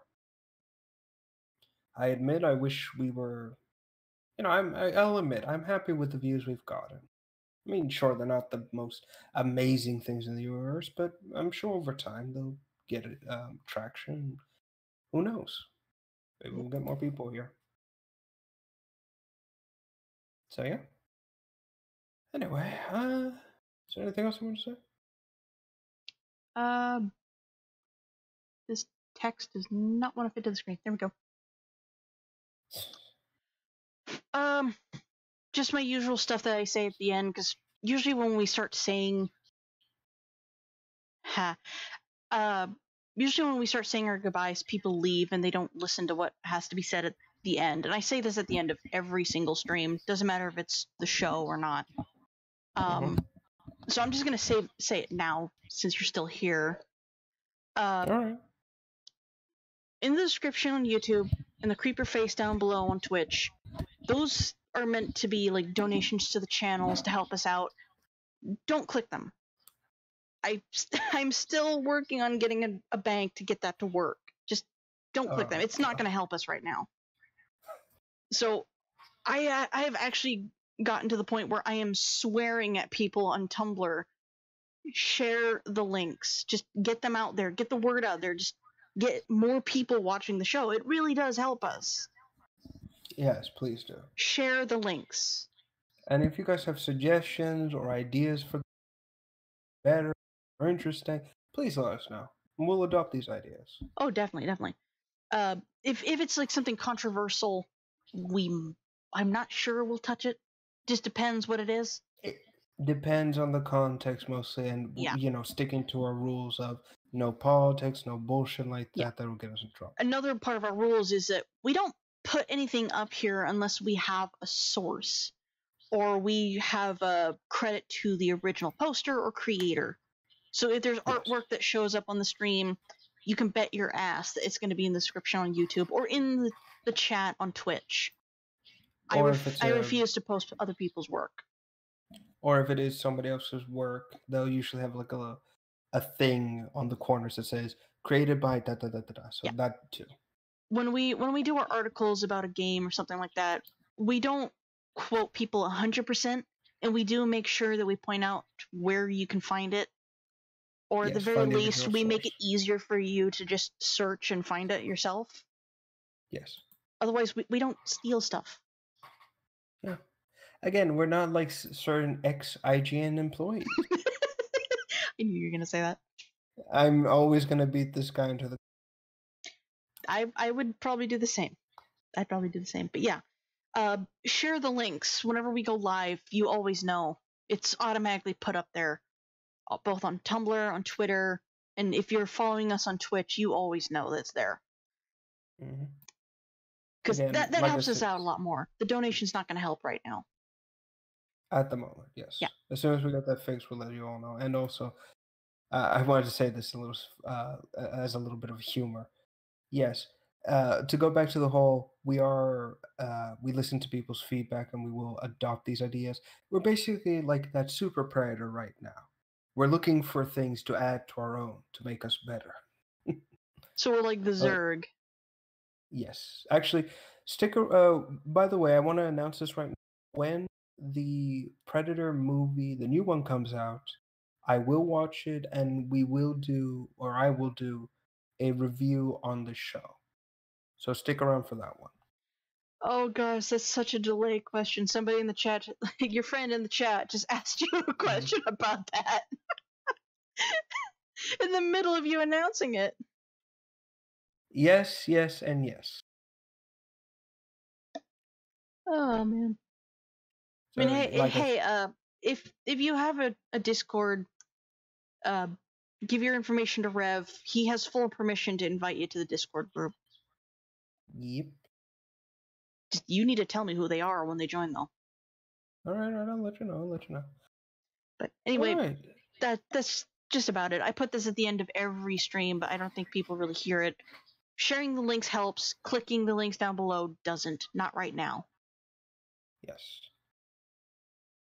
But yeah, that's all I got. So thanks everyone for tuning in, and we will see you all for episode 21 next Thursday. Yep. Every Thursday. So, all right. And with that, see ya. Goodbye. Now it's just me and the audience. You already know what I'm going to say. I don't need to repeat it. I've actually worn out my voice. I'm going to go play Ark. The outro music, the intro slash break slash outro music is going to play on repeat. Thank you guys so much for watching us. We stream this every Thursday, and every other day I usually do a gaming stream or an art stream. Just keep your eye out. I just haven't really been interested lately. Definitely send that to Rev on DA. I don't want people to get your information through the stream because the chat will play live, so someone could easily get your information. So don't put it here. But for now, thank you guys so much for watching. We will see you next Thursday for episode 21, which would mean that the show can now legally drink in the USA. Have a good night, everybody.